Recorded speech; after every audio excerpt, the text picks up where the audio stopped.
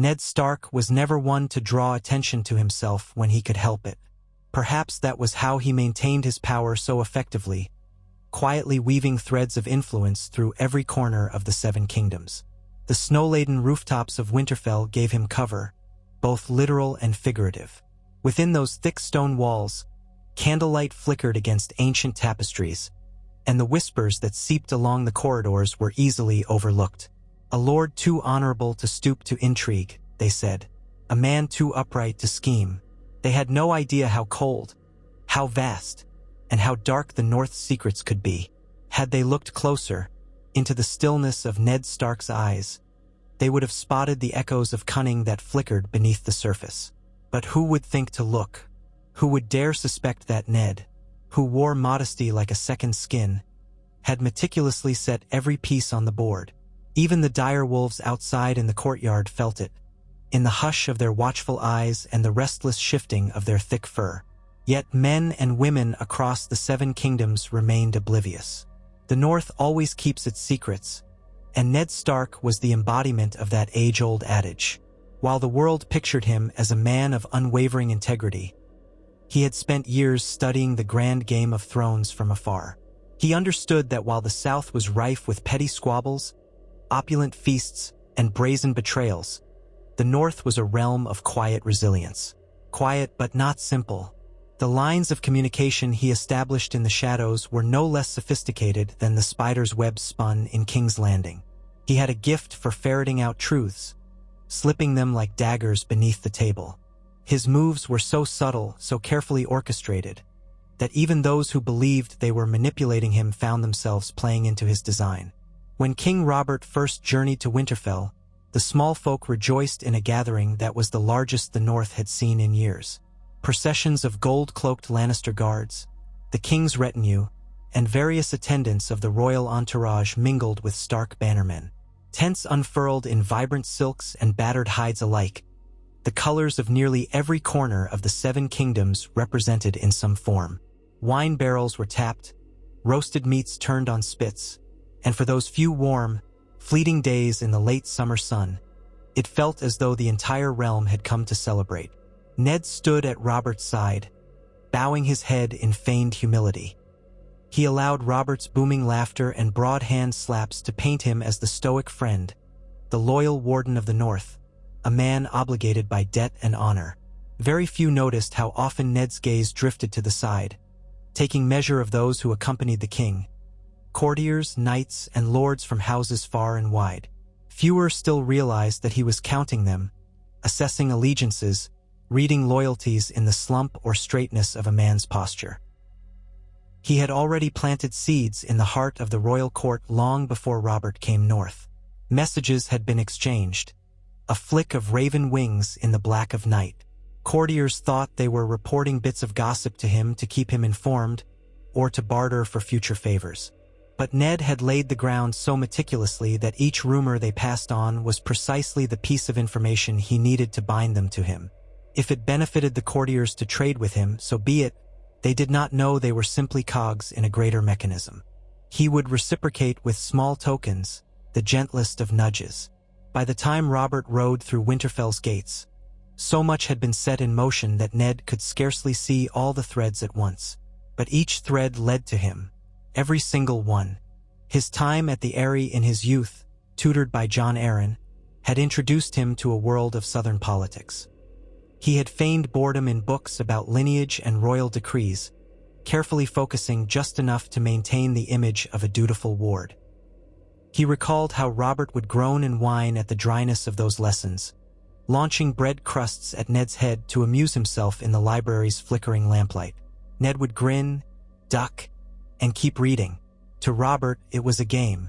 To Ned, it was the foundation upon which the entire realm could be quietly understood. His mind was like a ledger, logging each house's forging, each scion's birthright, each petty rivalry that might one day become a tool in the right hands. He carried that ledger with him back to Winterfell. He remembered which Tully cousin had insulted which Frey nephew. He remembered that House Tyrell had an unsated ambition that reached far beyond Highgarden's blooming gardens. He remembered how the Lannisters had proven their cunning over and over, ever hungry for a seat at the realm's helm. He memorized the strategic might of the Baratheons, how even Stannis, grim and severe, commanded a certain loyalty among the lords of the Narrow Sea. It was all documented in the vault of his mind, and it simmered beneath his outward stoicism, waiting. There was no hurry. Winter fell in its own time. He had tested a portion of his knowledge during Robert's rebellion, when the realm rose up against the Mad King. Ned's name was etched into the rebellion's story, but never in the way that might suggest he had orchestrated half its victories. Even Robert believed his own heroics were the turning point. None realized how Ned's letters had mobilized the North with unshakable resolve, how Ned had secretly negotiated with House Reed to block key supply lines, or how Ned's timely departure from the fighting in the South had sparked House Bolton to take matters into their own hands, dividing loyalties in ways that forced the crown into disarray. The rebellion was a tapestry of chaos, and Ned had learned how to weave chaos into something useful. Once the Iron Throne was won and Robert donned his crown, Ned returned to Winterfell as Warden of the North. That suited him perfectly. King's Landing was a den of vipers, an endless swirl of rumor and resentment. He would have gone if he must, but it was far simpler to let others believe he was more comfortable in the icy stronghold he called home. And indeed, he was comfortable. He liked the bracing air, the expanse of snow fields, and the closeness of kin and bannermen who prized honesty and loyalty.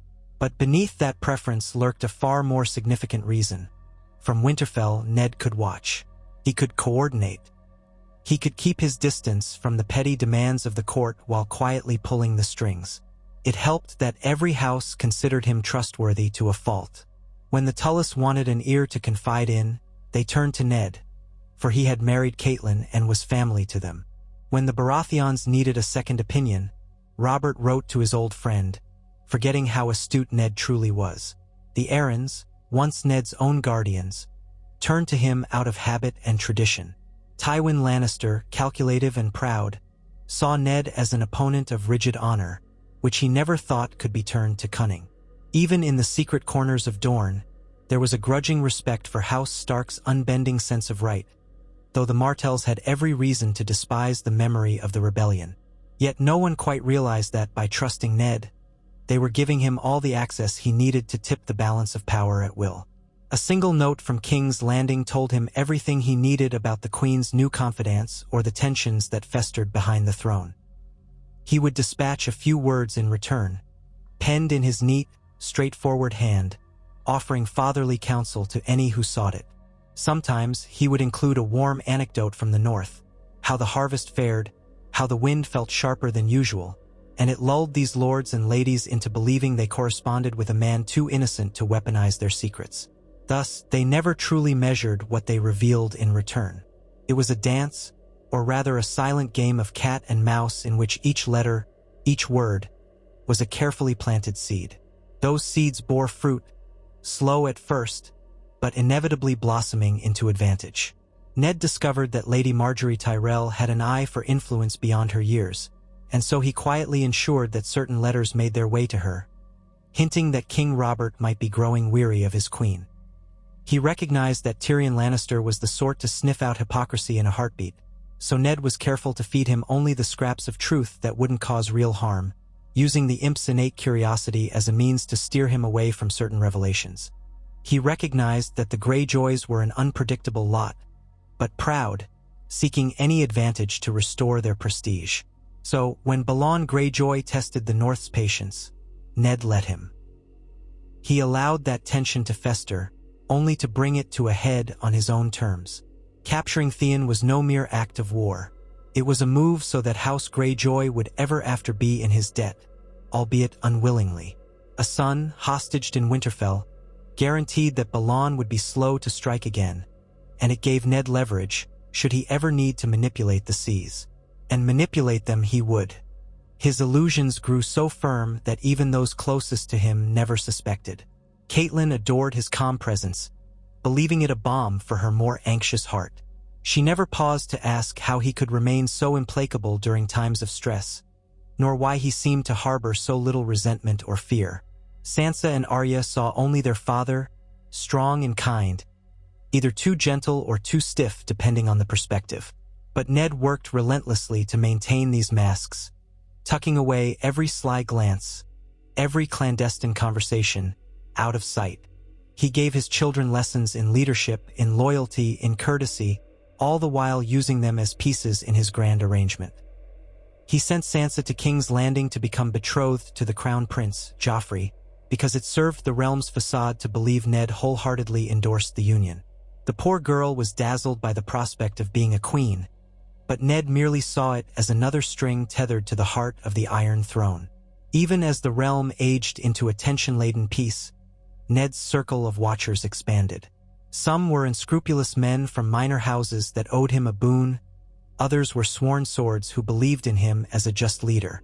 Some, ironically, were Lannister men who had been so thoroughly outmaneuvered that they passed intelligence to Ned believing it was the order of the crown.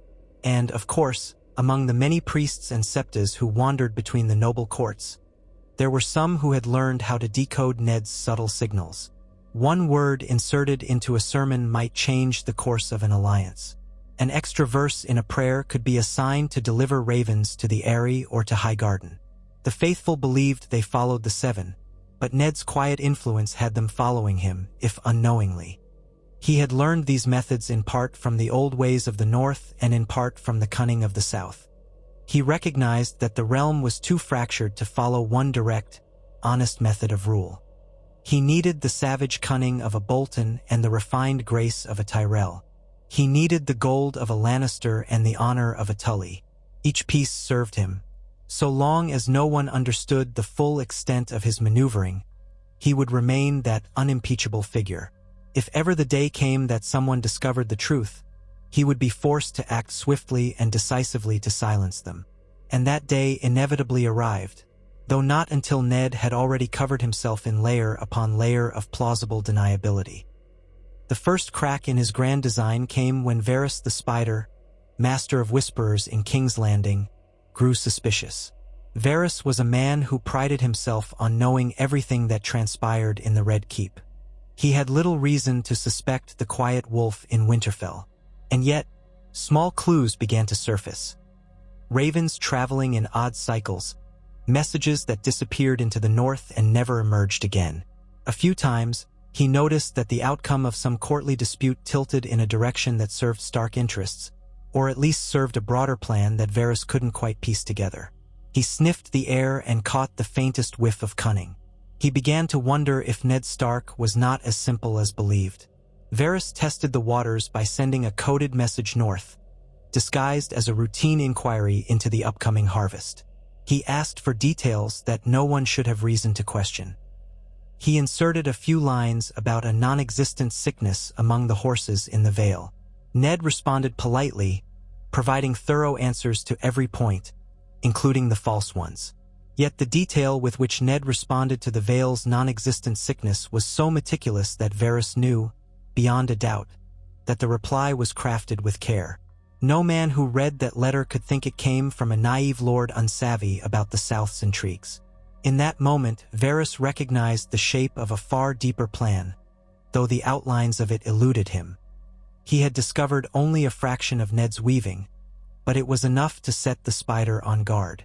Varys shared his suspicions with Peter Baelish, Littlefinger, who had always believed Ned was an easily manipulated piece on the board. Baelish scoffed at the idea that Ned Stark could be orchestrating anything beyond his own household. Still, he had to concede that Ned had an uncanny ability to end up in the right place at the right time. Baelish had seen, for instance, how Ned's bannermen had quietly increased trade ties with the Riverlands, how the outflow of grain had stabilized just when the North was rumored to be short on supplies after a harsh winter. Baelish had attributed that to dumb luck or the Tully connection. Now, with Varys planting the seeds of doubt, he reconsidered. Could Ned, in fact, be playing them all? They resolved to test him more pointedly. Baelish arranged for a rumor to circulate that House Stark was behind on certain tax obligations to the crown. It was a trivial matter, but guaranteed to ruffle noble feathers. If Ned truly cared only for honor, he would rush to correct the record, possibly making a fuss, but not necessarily proving cunning. However, if Ned had deeper networks, he would respond far more quietly and precisely. The rumor spread in taverns and brothels across King's Landing, House Stark was wealthy in land but short on gold, the rumor claimed, and if the crown pressed too hard, there might be an incident. The rumor traveled the usual circuit, eventually fluttering northward with traveling merchants. For a week, no reaction came. Baelish waited smugly, believing the rumor had unsettled Ned. Then, a single raven returned with a short note from Winterfell. It said only, "Taxes remain as they have always been, paid in full. Your rumor is unwise. Let it go." Baelish nearly laughed at how curt it was, but Varys raised a brow at the phrasing. Your rumor is unwise. Not a denial, not a condemnation, but a mild threat wrapped in polite words. It implied Ned knew precisely who had started the rumor, or at least who had helped spread it, and that such games would not be tolerated. The same day Varys read that note, two of his personal whisperers inside the Red Keep discovered that a small group of Goldcloaks loyal to Baelish had lost a lucrative side business in the fish markets. A few quiet complaints circulated that a northern merchant had pulled out of the arrangement, leaving the Goldcloaks short of coin.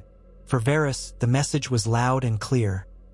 Ned Stark had ways of punishing trifles without raising a hue and cry. Varys and Baelish eyed each other warily, uncertain whether to escalate.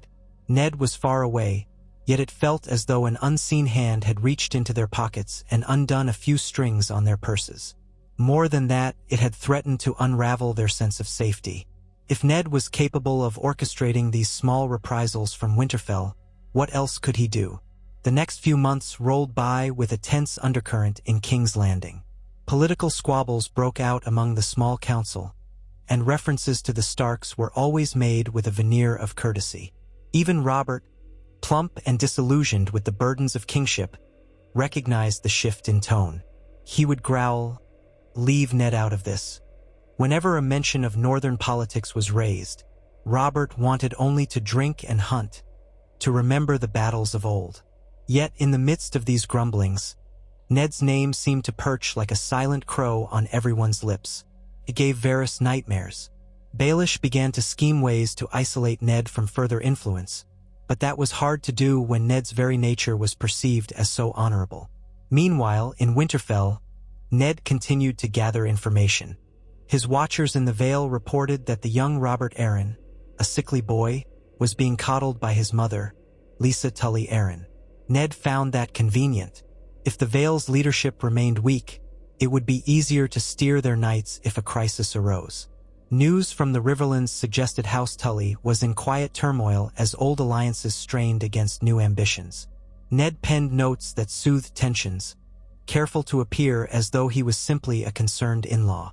He also took pains to keep House Bolton in check, ensuring that Roose Bolton never felt overshadowed by Winterfell's power.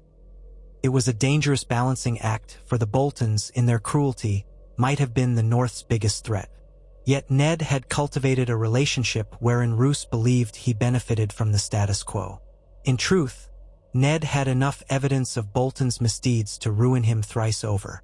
But he saved that ammunition. After all, a puppet master only tightens the strings when necessary.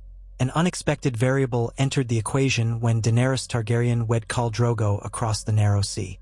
Rumors began drifting into the Seven Kingdoms about the last surviving Targaryens seeking an alliance with the Dothraki, those savage horse lords of the Eastern Plains. Many lords in King's Landing believed it to be an empty threat. What army could cross the Narrow Sea unopposed? But Ned wasn't so quick to dismiss it. The Targaryen name still carried weight in certain corners, and Ned remembered the day he walked into the Red Keep to find the aftermath of the sack of King's Landing. He recalled the horror of what had been done to Rhaegar's children. The realm had a long memory for bloodshed, and vengeance was a powerful motivator. Ned quietly reached across the sea, utilizing an old contact from his father's time, an exiled knight who had once served House Stark with distinction. He arranged for letters to be delivered discreetly to Pentos and beyond, ensuring that if Daenerys ever did look to Westeros, she would find certain suggestions that the North was not her true enemy. Ned sought to keep the Targaryen fury aimed at the Iron Throne itself, or at least away from Winterfell's gates. If the day came when the dragons returned, Ned intended to be on their good side, or have them so thoroughly misdirected that they clashed with his enemies first. He was playing a game that spanned thousands of leagues. Each piece, a letter, a rumor, a small gift, a sign of respect, nudged the realm in ways most could hardly notice. Houses quarreled, alliances formed, kings contended for the seat in King's Landing. But all the while, the quiet wolf in the north tightened or loosened the reins as he saw fit. The realm was a living beast. The trick was to lay a gentle hand on its reins, so it galloped in the direction you chose without realizing it was being ridden. One crisp morning, Ned rose before dawn and stood upon Winterfell's ramparts. The sky was gray and streaked with the faintest orange of the rising sun. He placed his hands on the cold stone and surveyed the courtyard below. Stable hands tending to horses, a few guards patrolling the gates, the hulking shape of the great keep's towers. His breath puffed before him, and a swirl of snow danced in the courtyard. He felt the north in his bones, an unyielding presence. It reassured him that he was doing what was right, or at least what was necessary. Honor, the concept he so famously championed, was a precious cloak he wore. But that morning, as he gazed across the land, he allowed the cloak to slip for a moment. He let himself confront the enormity of his secrets. He thought of how, in the Game of Thrones, every action could lead to war, to innocent blood spilled. Was he not perpetuating the same cycle he once rose to end? He steeled himself with the knowledge that, at least in his hands, the game was guided by a measure of conscience. If he left it to Tywin Lannister or Peter Baelish or any other cunning lord, the realm would drown in chaos. He had to maintain control to protect his family, and, in some quiet corner of his heart, to preserve a realm that might one day know peace. He turned away from the ramparts, descending the steps. There was work to do, letters to send, watchers' reports to read. He did not tarry, for the ghost of sunlight was creeping over the battlements, and soon Winterfell would stir with life. He must be in the great hall by breakfast, wearing the mask of the steadfast lord once more. Down in the great hall he met Robb, his eldest son. At just past the cusp of manhood, Robb was already shaping into a capable heir, though he carried more of Catelyn's surety in him. Robb greeted his father warmly, still too young to see the small details in Ned's eyes, the weight behind them. They spoke of the day's plans. Robb would see to certain training exercises with the guard, while Ned attended to matters of governance.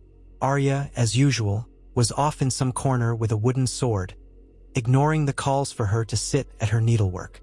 Sansa was in her bedchamber, dreaming of knights and princes, wholly unaware of the real power that lurked behind a well-placed whisper. And little Bran was out climbing somewhere, as often as not, to get a better view of the castle grounds. Each child was a piece on the board, though Ned tried to let them keep their innocence as long as possible.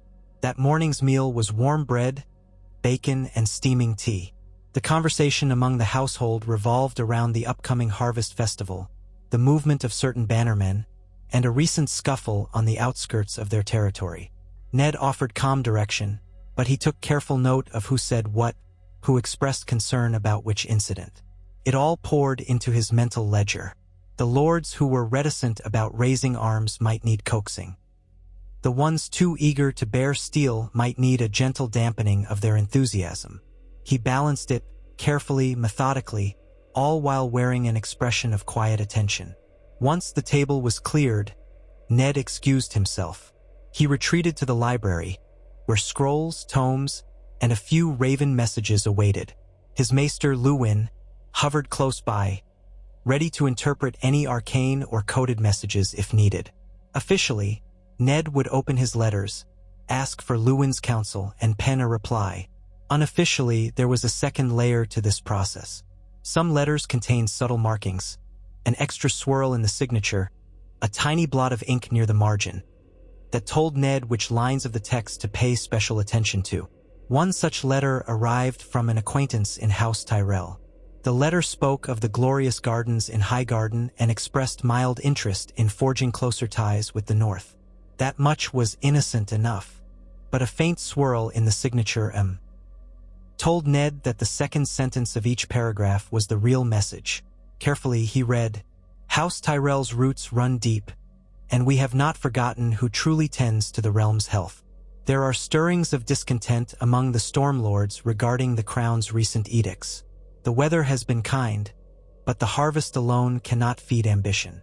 Should conflict arise, know that flowers can bloom in the frost if warmed by a generous sun. We look forward to exchanging seeds with the North one day. Ned understood it immediately. The Tyrells were letting him know that the Stormlands were growing restless with King Robert's lax governance. In coded flattery, they pledged that if the realm fractured, Highgarden would consider an alliance with the North, but only if certain terms were met. The notion of Tyrell men riding alongside Northern bannermen seemed far-fetched in the average courtly mind, but to Ned, it was another string. He penned a short reply that read as an innocuous pleasantry, praising Highgarden's bounty and welcoming the idea of sharing knowledge about hardy northern plant varieties. Beneath the surface, it was a confirmation.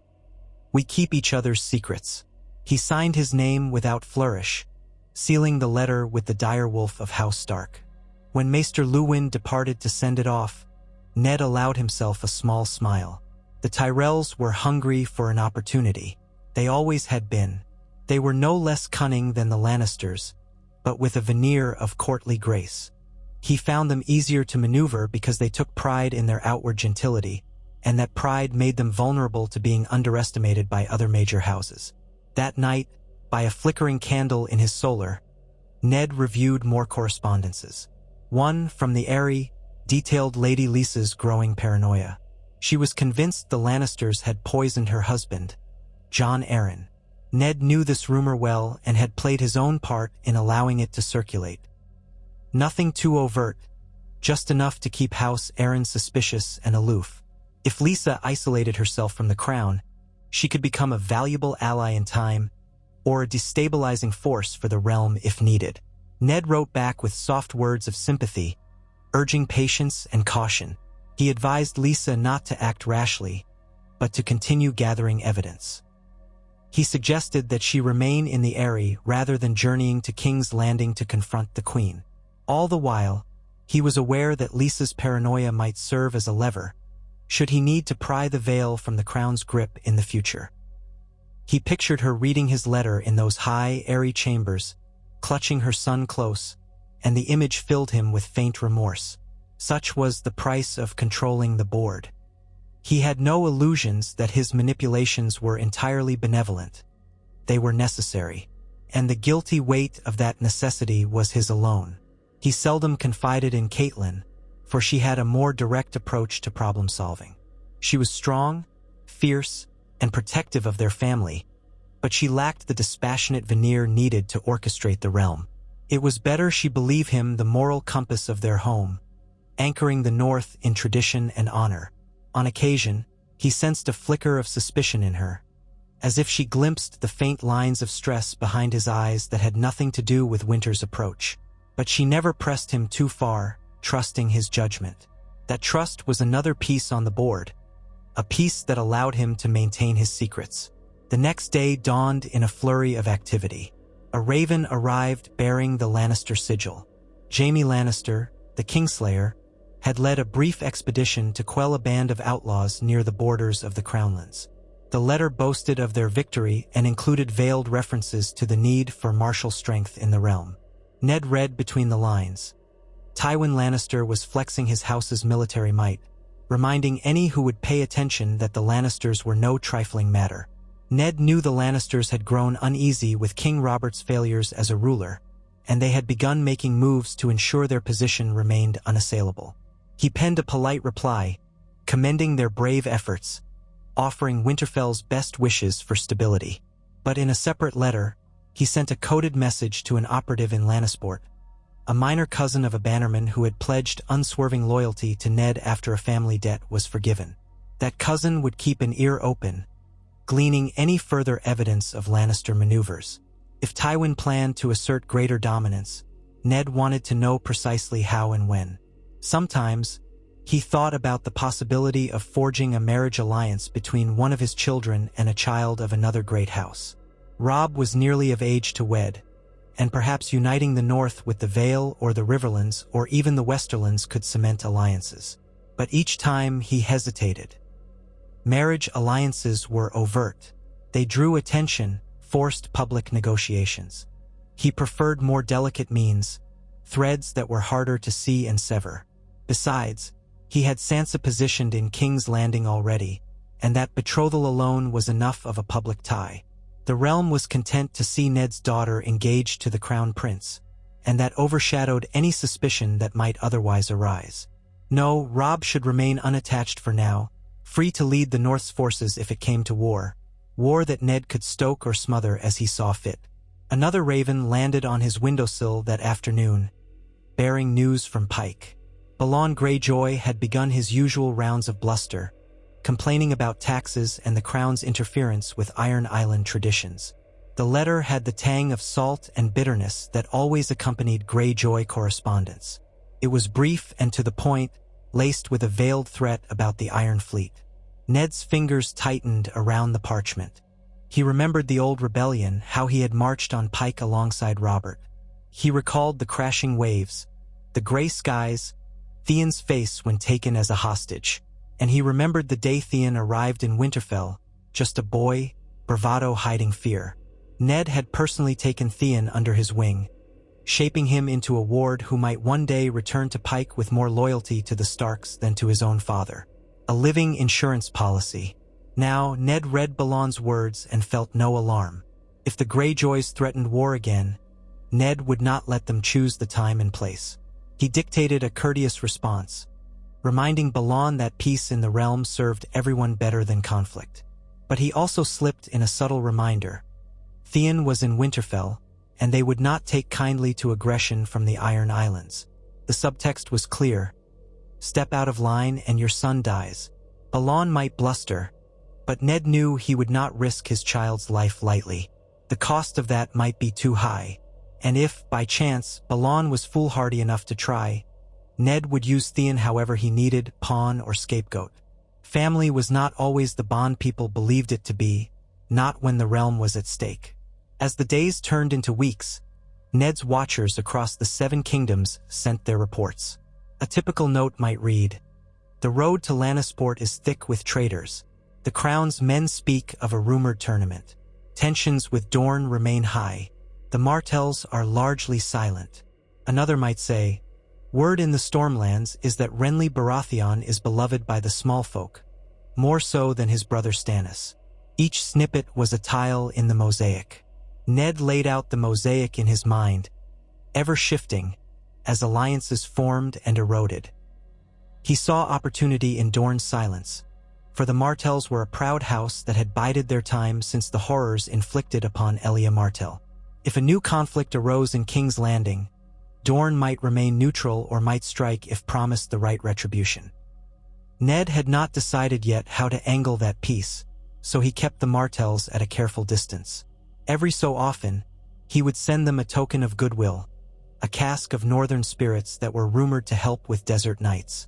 Sometimes, Oberyn Martell would send back a letter with mocking remarks about how the North must be filled with men as cold as its climate.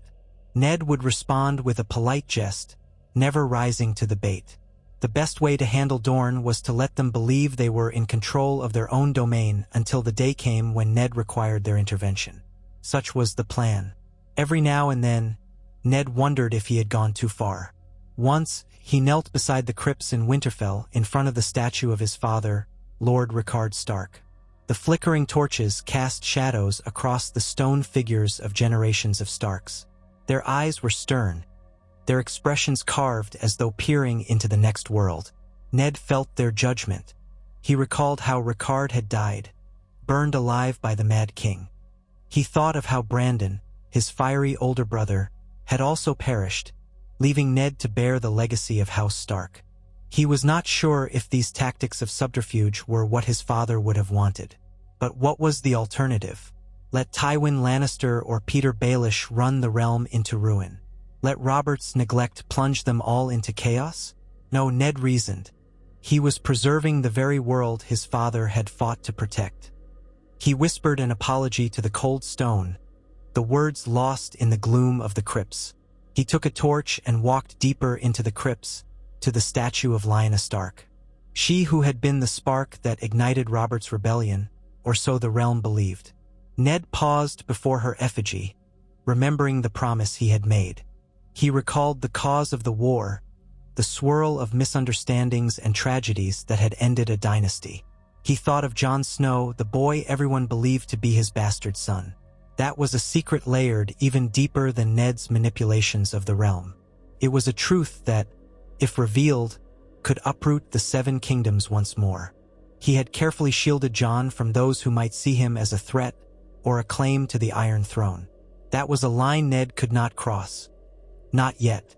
Revealing Jon's parentage would shift every alliance, maybe even break the realm apart. So he kept the truth in the shadows, along with every other manipulation.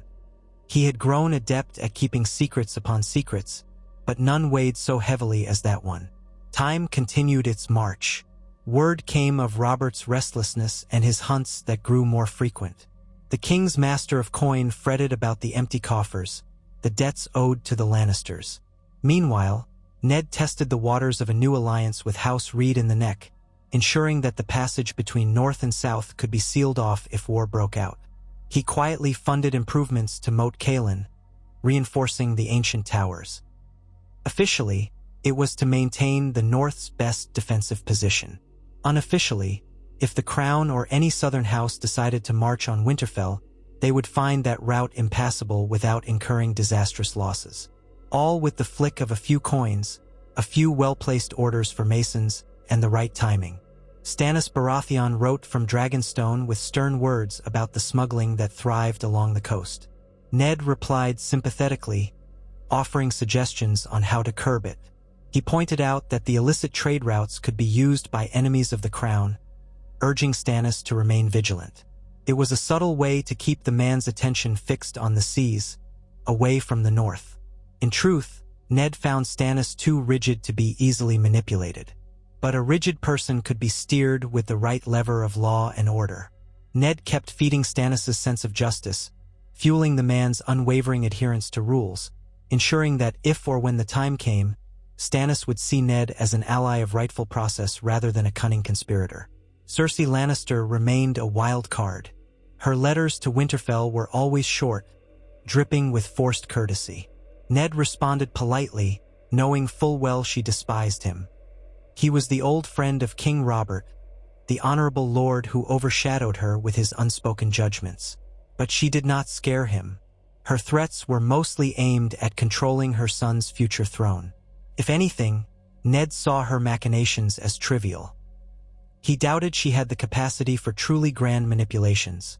No, that was Tywin's domain or possibly Tyrion's, though Tyrion was hamstrung by his family's scorn. Still, Ned never underestimated a mother's devotion to her children. He kept a close eye on how she influenced Joffrey. Perhaps, if he needed to, he could nudge Joffrey in a direction that served the realm or, more precisely, served Ned's plan.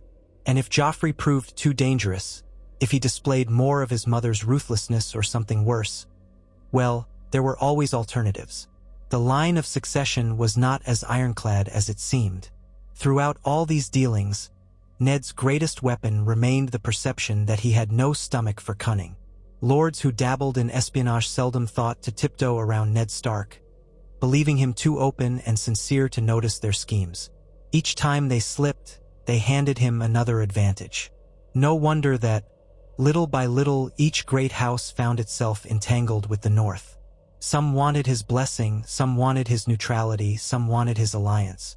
Some simply wanted to ensure he did not speak ill of them to Robert. Whatever their motives, they all came to Ned with hats in hand. And Ned accepted their offerings with a grave courtesy, storing away every morsel of intelligence for future use. Quietly, the realm stood on the brink.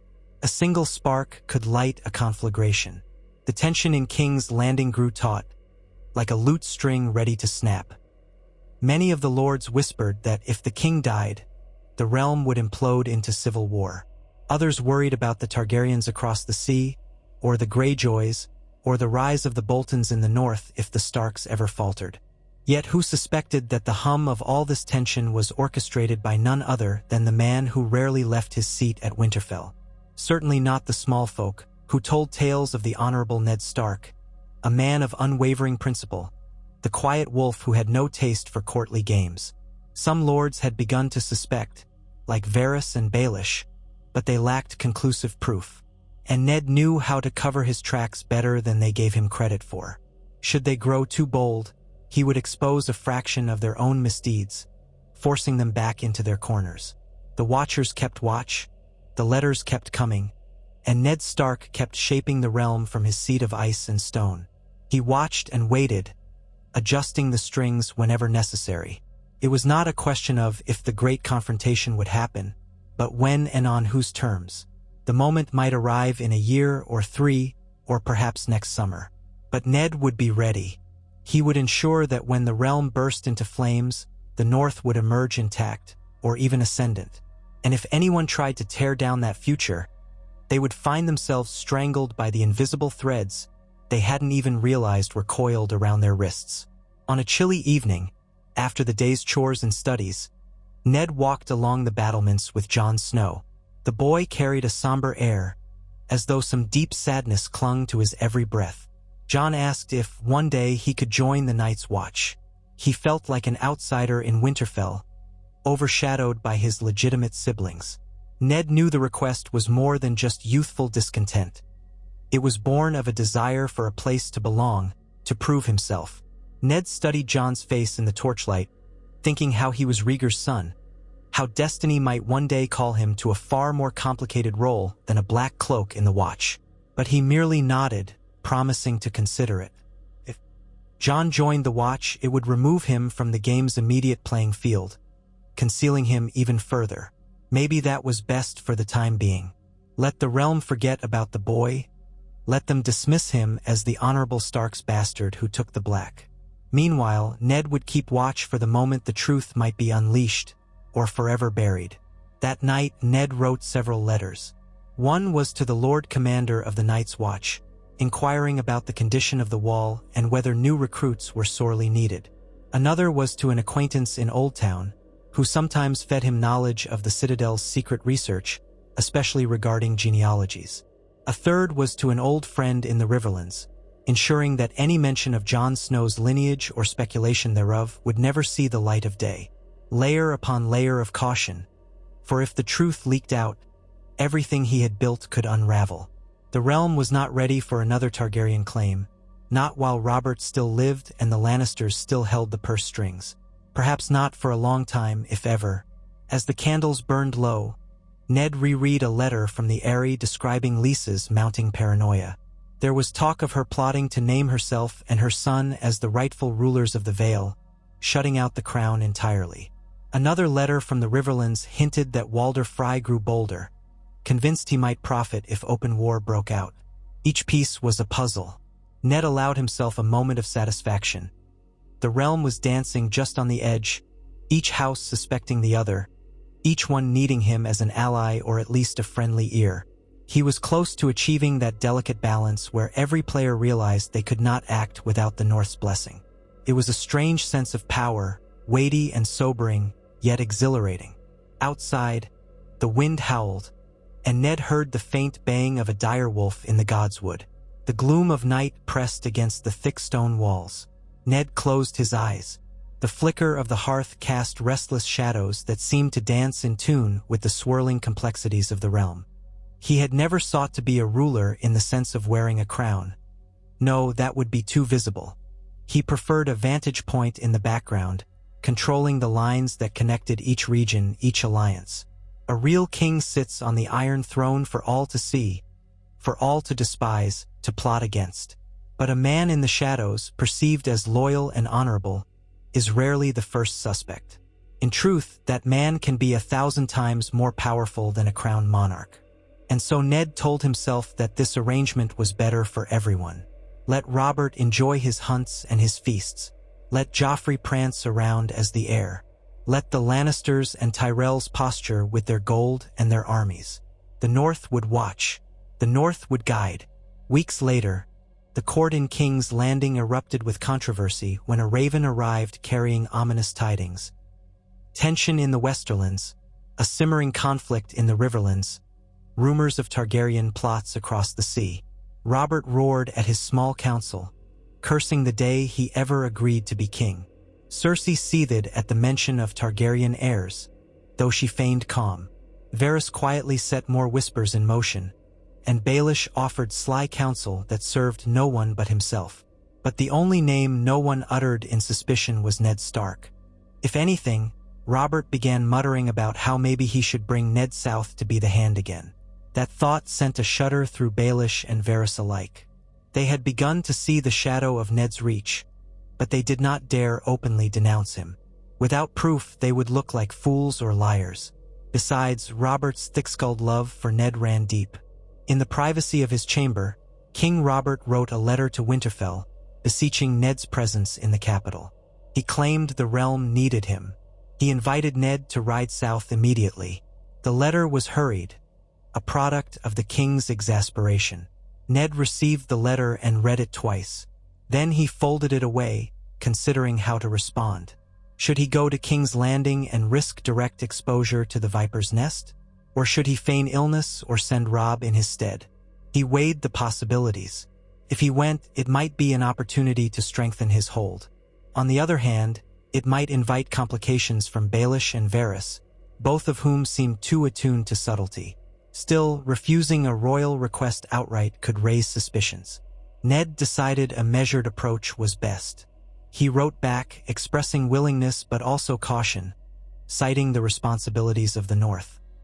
He would come in due time, once he had arranged for Winterfell's governance in his absence. That bought him a few weeks, perhaps a month. He needed that time to ensure all his watchers were in place, that all his contingencies were ready. When he arrived in King's Landing, it would be on his terms, with a plan to either quell the swirling intrigues or fan them further, depending on what best served him. He quietly summoned his most trusted retainers, men and women who had lived in the North their entire lives, who had proven their discretion. He entrusted each with a small piece of the puzzle. One was to bolster trade routes with White Harbor, ensuring that any southern blockade could be broken. Another was instructed to send a gift of fine northern furs to House Martell, along with a carefully worded letter that flattered their autonomy. A third was to pay a visit to House Bolton, delivering a veiled warning. Do not test the Starks' patience, or old misdeeds might become widely known. And a fourth was to slip away to the Neck, to speak with Howland Reed and confirm the loyalty of the Crannogmen. Each task was but a single note in a symphony, yet together, they would shape the realm's future. In the days that followed, Ned trained in the courtyard with Ice, his ancestral greatsword. The weight of Valyrian steel in his hands felt as familiar as an old friend. He practiced with Roderick Castle, exchanging blows and parries as the Watchers looked on. Winterfell's men admired their lord's dedication, seeing in him the image of strength and moral fortitude. They did not see the man who bore the secrets of 1,000 correspondences. They had no inkling that their quiet, noble liege was the master puppeteer behind half the realm's tensions. When Ned disarmed Roderick with a swift feint, the courtyard erupted in applause. Ned offered a courteous nod, breathing steady, sweat coating his brow. He saw in the cheers the fruits of his labor, unwavering loyalty from men who believed in his honesty.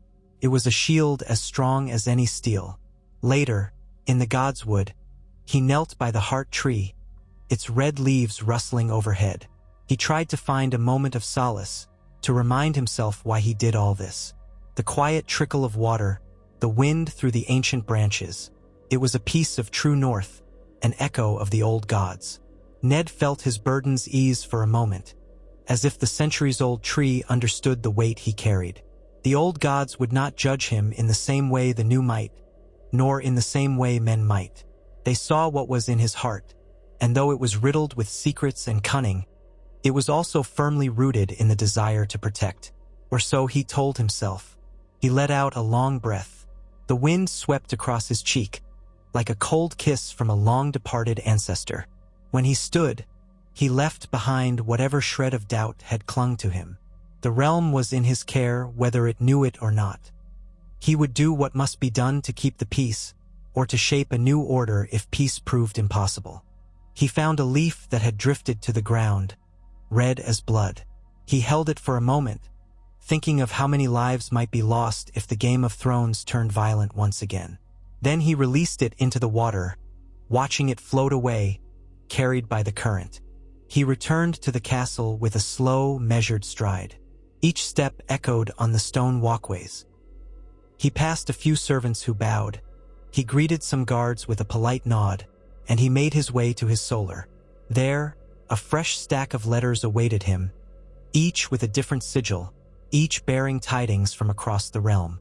He set his jaw, determined to continue the dance as long as necessary.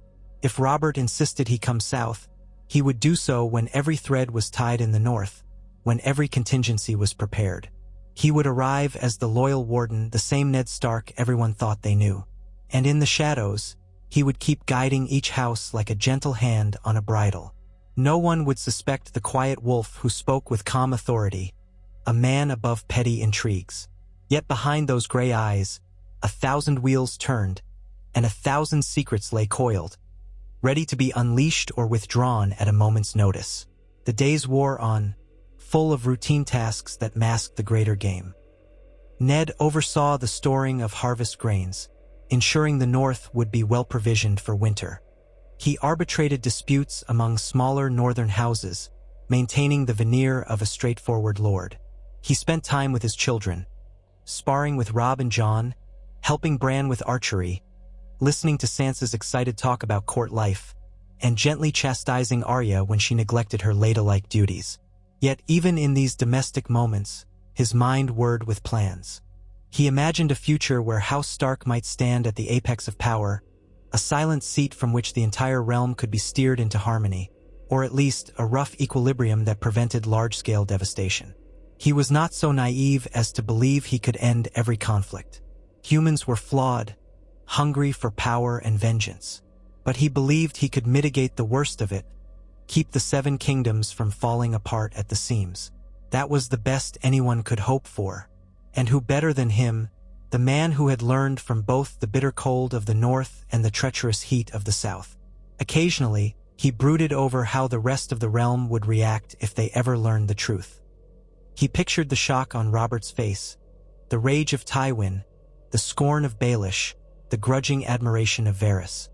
He imagined the condemnation that might come from houses that believed him to be a paragon of virtue. Would they label him a hypocrite? A traitor? Possibly. But if that day ever came, they would be too late. The web would already be woven, the lines of power too entrenched to be undone by mere accusations. He would hold their secrets like a strangler's cord around their throats. By then, it would not matter what they thought of his honor. They would have no choice but to obey. Night after night, he read reports by candlelight. He memorized each new development. He saw how the crown's debts piled up, how the Lannisters leveraged them, how the Tyrells prepared for new opportunities, how the Martells brooded on old grudges, how the Greyjoys tested the waters, how the Arryns fretted, and how the Tullys balanced precariously between alliances. He followed the path of each rumor, each incremental shift in the great puzzle. And with every letter, every whisper, he felt the lines tighten. Some nights, the weight of it pressed him into restless dreams, where he walked through a forest of weirwood trees that whispered secrets in unknown tongues. But even in those dreams, he pressed on, resolute in his task. One dawn, a messenger arrived with urgent tidings. King Robert had been injured in a hunting mishap, his condition uncertain. The court was in uproar. Some suspected foul play. Others claimed it was merely the result of the king's drunkenness. Ned read the letter in silence. He saw the hidden meaning between the lines. Robert was vulnerable, and the realm might soon find itself in the grip of a power struggle. Baelish, Varys, Cersei, they would be sharpening their blades, figuratively if not literally.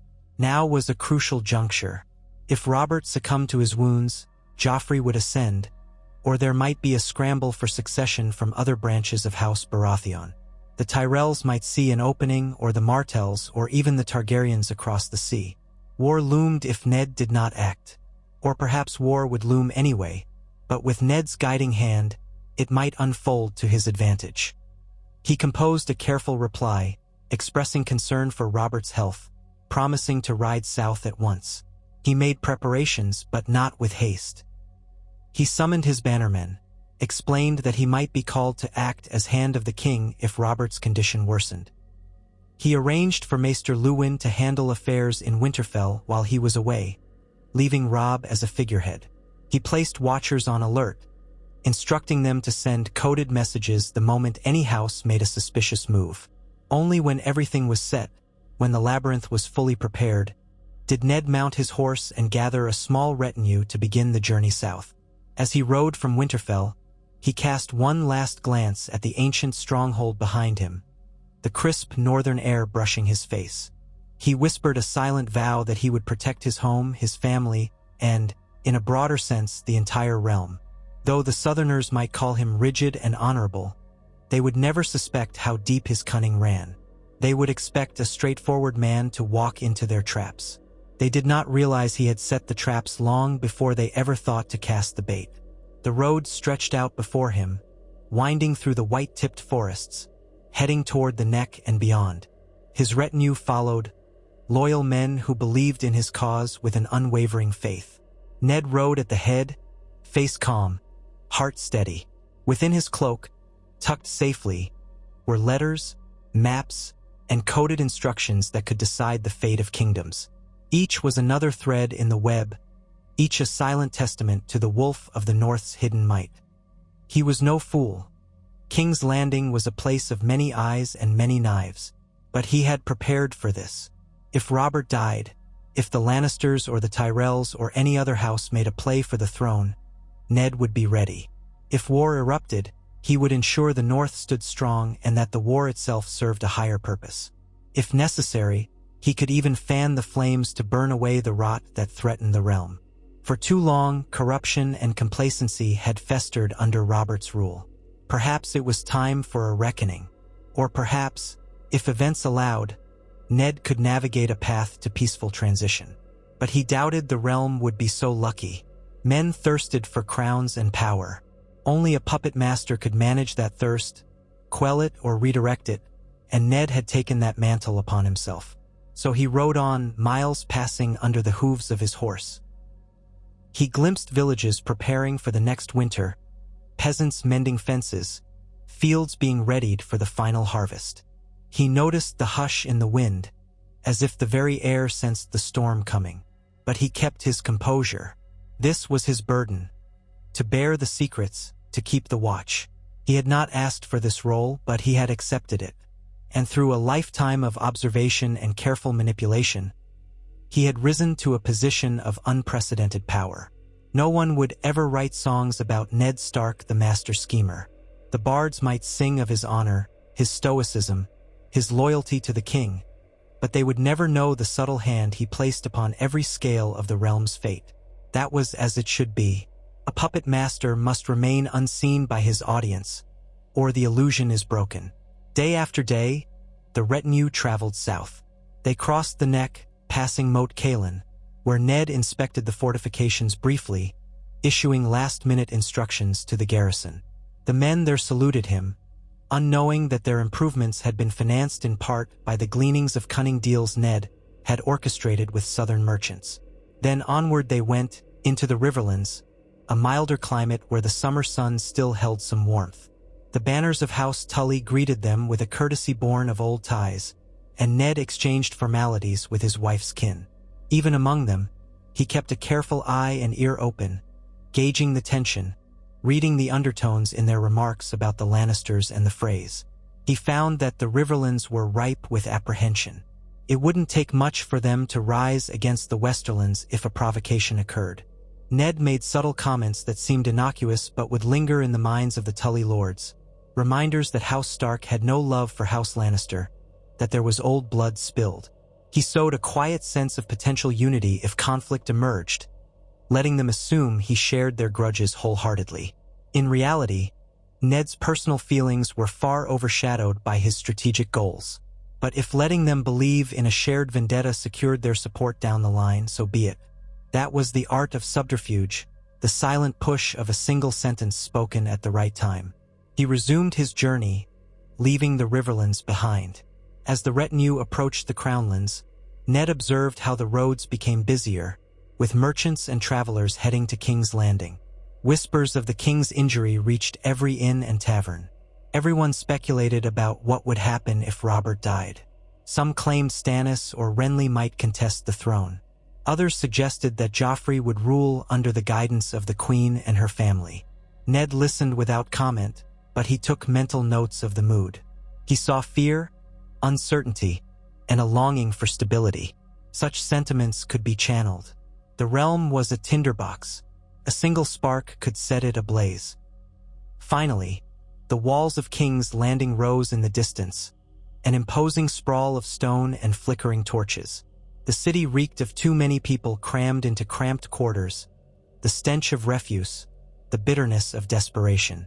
But for a brief moment in the waning daylight, the red hue of the setting sun made the city's walls appear ablaze with color, as if a promise of the flames that might soon engulf it. Ned's men tensed at the sight of the capital, remembering how different this world was from the north. Ned guided his horse calmly forward. At the city gates, the Goldcloaks demanded identification and recognized the Stark banners. They bowed and waved the retinue through, some with curious or wary expressions. Word would spread quickly that the Lord of Winterfell had arrived.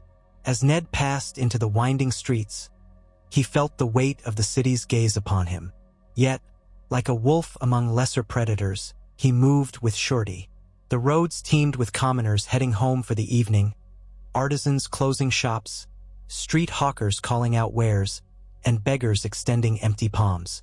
Ned paid little heed, though he offered a few coppers to a child who stared at him with wide eyes. That was the man people believed him to be: generous, kind, an honorable lord from the distant north. He neared the Red Keep, the seat of the king's power, where the real game would be played out. Despite the swirl of activity, Ned kept his eyes forward, his mind composed. He had woven his webs over years. Now he stepped into the heart of the realm's power, not as a pawn, but as the unseen puppet master. Let the lords whisper, let them conspire. He had shaped so many of their alliances from afar. Here, in person, he would tighten or loosen threads as he saw fit. He would treat with Robert, or with whoever held power if Robert died. He would weigh the Targaryen threat. He would measure the ambitions of the Lannisters, the Tyrells, the Martells, the Baratheons, the Greyjoys, and in the end, the realm's fate would pivot on his decisions. That was the irony no bard would ever sing. The quiet wolf held their strings, and none were the wiser. He dismounted in the Red Keep's courtyard, cloaks stirring in the evening breeze. Courtiers rushed to greet him, bowing, offering quick welcomes. Some looked relieved to see him, others wary. He stood tall, his face impassive, taking in the murmurs of Lord Stark, echoing around him. They saw only the honorable northern lord, come to serve the king. They did not see the cunning behind his gray eyes, the mind that had orchestrated the realm's uneasy balance. As servants led him inside, the tall doors of the keep swung open, revealing the torchlit corridors beyond. Ned felt the warmth and heard the distant clamor of the great hall. Music and voices spilled forth, underscored by a tension so thick one could nearly taste it. Here, in the epicenter of the game, was where Ned would cement or upend the realm's fate. With each step, his boots echoed on the polished stone floors. He would appear to be the same Ned Stark who once came south, reluctant to leave his beloved north, a loyal friend to the king, a straightforward man too honorable for politics. But beneath that unassuming cloak, hidden behind a mask of sincerity, strode the true puppet master. And though the great houses might never know it, he had orchestrated their every quarrel, their every uneasy alliance, and he alone could decide how it all ended. He approached the bustling heart of the Red Keep with measured calm, ready to weave his illusions, to stoke or soothe the fires of conflict, and to guide the realm as he had always done, from the shadows. Let them see only Ned Stark, the honorable wolf. Let them never guess that each strand of their destinies was wound around his steady hand. And if they dared suspect otherwise, they would find themselves ensnared in his web long before they ever drew their blades. So began the next chapter of his quiet machinations, the realm his stage, every house his unwitting actor, and the Iron Throne the grand prize none but he truly controlled. The wolf had come to King's Landing, and the city would never be the same. Ned Stark entered the Red Keep under the dim glow of torchlight, flanked by the small retinue he had brought south. He saw apprehension on some faces, recognition on others. Courtiers and guards alike dipped their heads, and the clamor of the outer yard subsided to a respectful hush. A few whispered his name. The Lord of Winterfell, the Warden of the North, that upright wolf who hated the city's intrigues. Let them keep believing it. Let them think him upright and forthright and entirely unsuited to the secrets that festered in King's Landing. He wore his usual expression of calm gravitas, but inside he was calculating as he always had. He dismounted near the stone steps, leaving his horse to stable hands. In the swirl of motion, servants rushing to open doors, soldiers marching by, he caught a glimpse of Peter Baelish, standing on the periphery. Littlefinger's face held a fleeting smirk, as if to say, "Welcome to the Viper's Nest, my lord."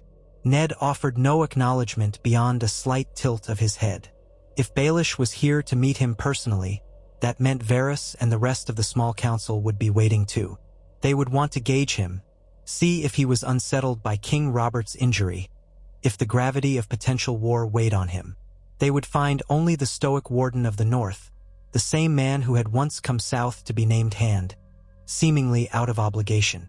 In truth, Ned had orchestrated the moment of his arrival with painstaking care. He had delayed just long enough to ensure that his watchers in the capital could place themselves at vantage points across the city. By the time he stepped onto those polished stone floors, he already had eyes in the taverns, in the alleys, and among the Red Keep's lesser staff. He had lines of communication ready with each major faction, so if war came or politics spun astray, he could pull the right cords and tighten the net. And now, here he was, stepping into the bright corridor that led to the seat of power. "Lord Stark," Baelish greeted him with a showy bow. "An unexpected pleasure. We feared you might be delayed until the king was well into his convalescence." Ned forced a small, cool smile. "I ride as quickly as duty allows. The North cannot be left without proper governance." "But how does the king fare?" Baelish slid alongside him, gesturing for the guards to allow them passage. His voice was soft. "Oh, he's alive, surly, complaining of pain. Enough to keep half the maester's busy day and night with his cups of milk of the poppy. The queen all but hovers by his bedside." Ned made a show of mild concern. "I'm glad he still breathes. Has the small council convened about the matter of succession, should his condition worsen?" "Such talk is considered ill-omened," Baelish said with a thin smile. "You know how the queen is. Mention the possibility of losing her husband, and you will find yourself scolded for disrespect." Ned nodded once. He could almost hear the swirl of politics in the spaces Baelish did not describe. The rumor mills churning, the lords jockeying for position. "And the council, Varys, Pycelle, Renly, how do they see it?" "They see it as an unsettling time," Baelish replied vaguely. "I imagine they'll want your sage perspective, my lord. You've always been the king's dear friend. A friend who now quietly commanded more secrets than Baelish or Varys could fathom." Ned offered no sign of that truth. "Best not to keep them waiting," he said, and continued down the corridor. The castle's corridors smelled of incense and perfumed braziers, a sharp contrast to the crisp scents of Winterfell. Marble floors gleamed, high windows casting fading shafts of daylight. A swirl of gold-trimmed tapestries depicted the victories of House Targaryen long ago, never fully removed even after the rebellion. Ned felt the hush in the halls, tension as thick as morning fog. He noticed how the gold cloaks stood at attention, eyes flicking to him. He noticed how each cluster of courtiers fell silent as he passed. He was not the same naive man who had first stepped here years ago. He had never been naive at all, only well disguised. Soon he reached the council chambers. 2 gold-cloaked guards pulled open the heavy double doors, and Ned stepped through. A broad, polished table dominated the room, its surface reflecting the orange glow of lamps and candles. Varys the Spider stood near the table, hands folded, wearing his customary robes. Grand Maester Pycelle was there, too, glancing up with watery eyes. Lord Renly Baratheon, the king's youngest brother, lounged in a chair, fiddling with a paper. Also in attendance was Ser Barristan Selmy, that stalwart member of the Kingsguard, the living embodiment of chivalry. All conversation halted at Ned's entrance. Varys approached with a graceful bow, his face arranged in a flattering smile. "My Lord Stark, we are most honored by your presence. The king will be glad to know you have arrived." Ned nodded, inclining his head to each in turn. "My lords, how is King Robert's condition?" Renly, looking worried despite his casual pose, answered, "Better than a few days ago, they say. The boar did a number on him, but you know Robert, stubborn as ever. He's half drunk, half medicated, but still loud enough to shake the rafters when he's upset." Ned wore a mask of concern. He did not trust Renly Baratheon much more than he trusted the rest, but he recognized that Renly had an amiable style, one that could easily draw unsuspecting allies. "I'm relieved. Has he asked for me?" "Repeatedly," Varys confirmed. "Though the queen has restricted visits, the maesters say the king must rest, and her grace wholeheartedly agrees with them. I'm sure you'll be allowed in soon enough."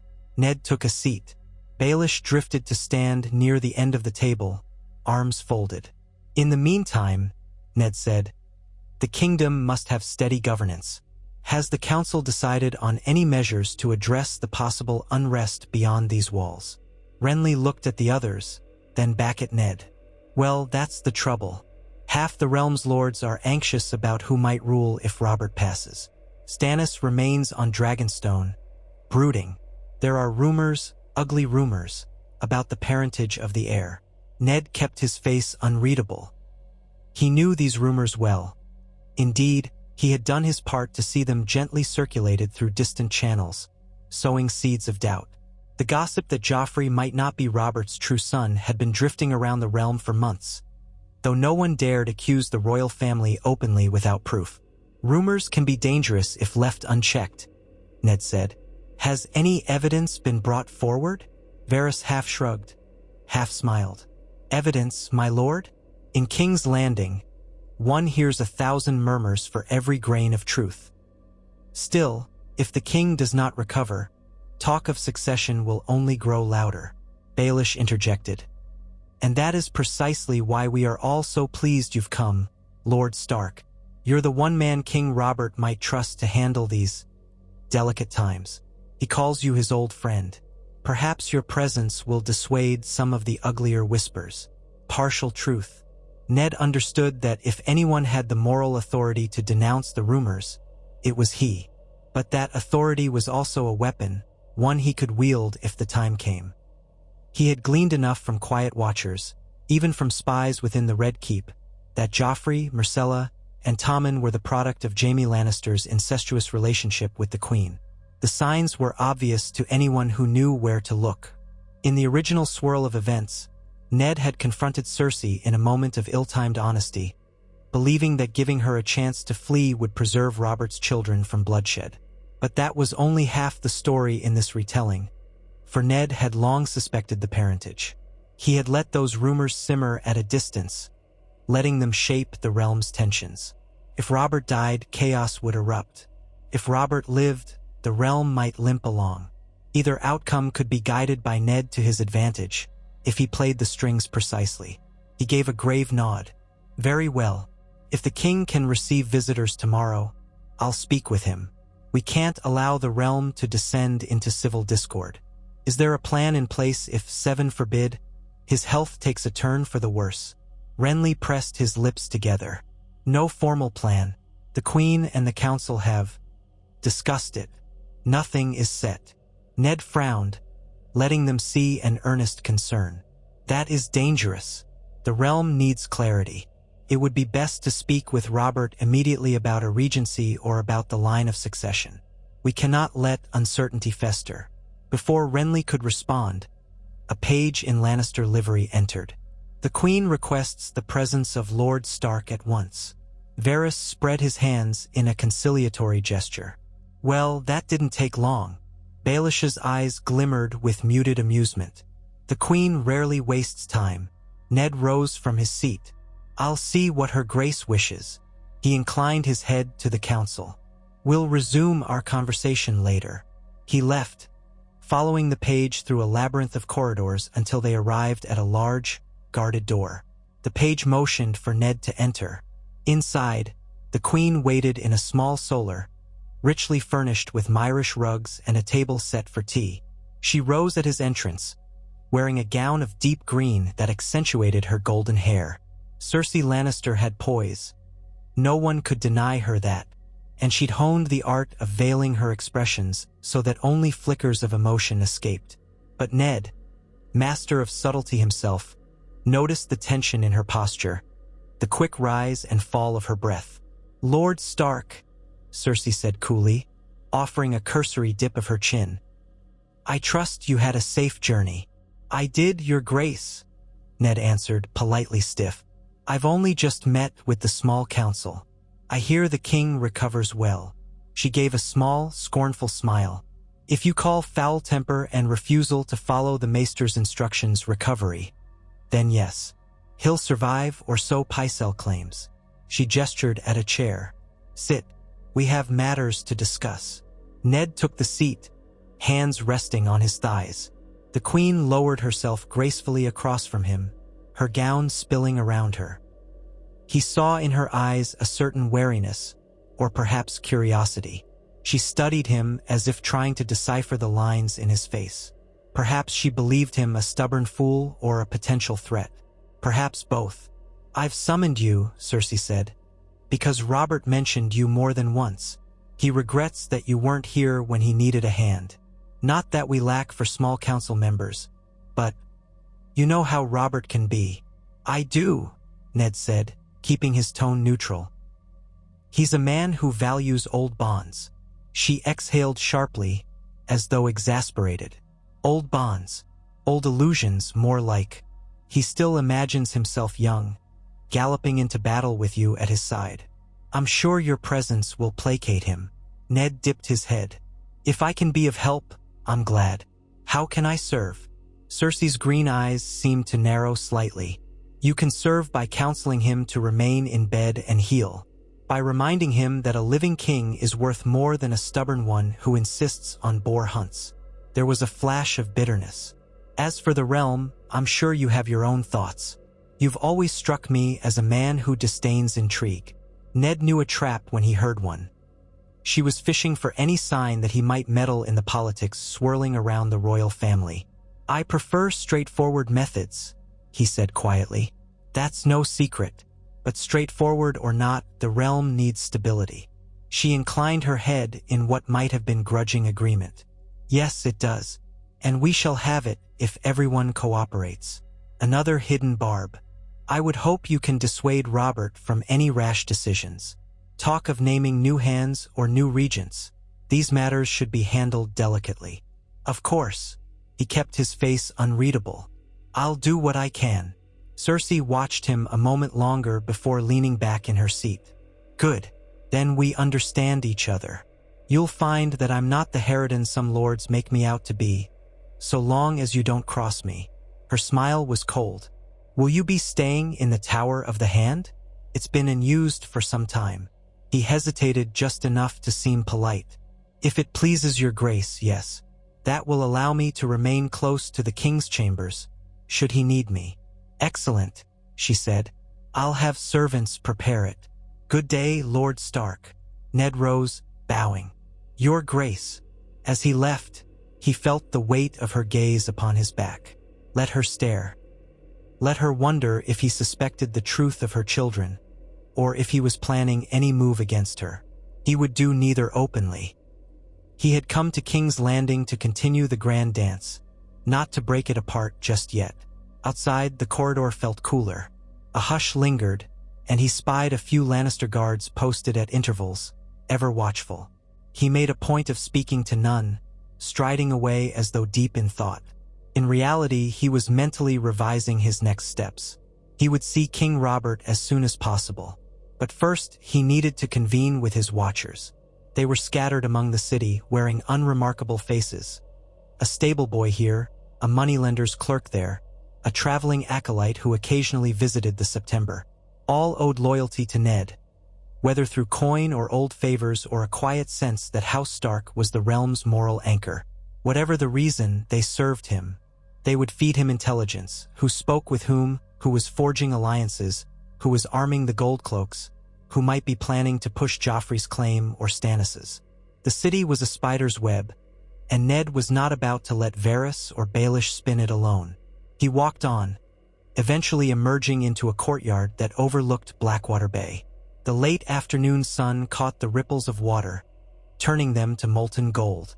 For a moment, the breath of salt air mingled with the faint stench of the city's waste. Footsteps approached behind him, and he turned to see Baelish, alone, hands clasped behind his back.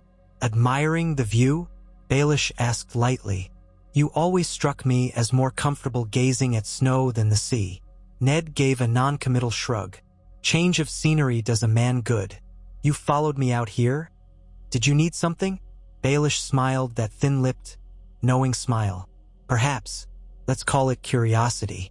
You left the north with remarkable haste once you heard the king was injured, yet I suspect you did not arrive in quite the hurry you might have." Ned arched an eyebrow. "The distance is great, and Winterfell's duties are not easily cast aside." Of course, Baelish said. "But you see, I hear things. Certain ravens traveling at odd intervals, certain alliances forming among your bannermen.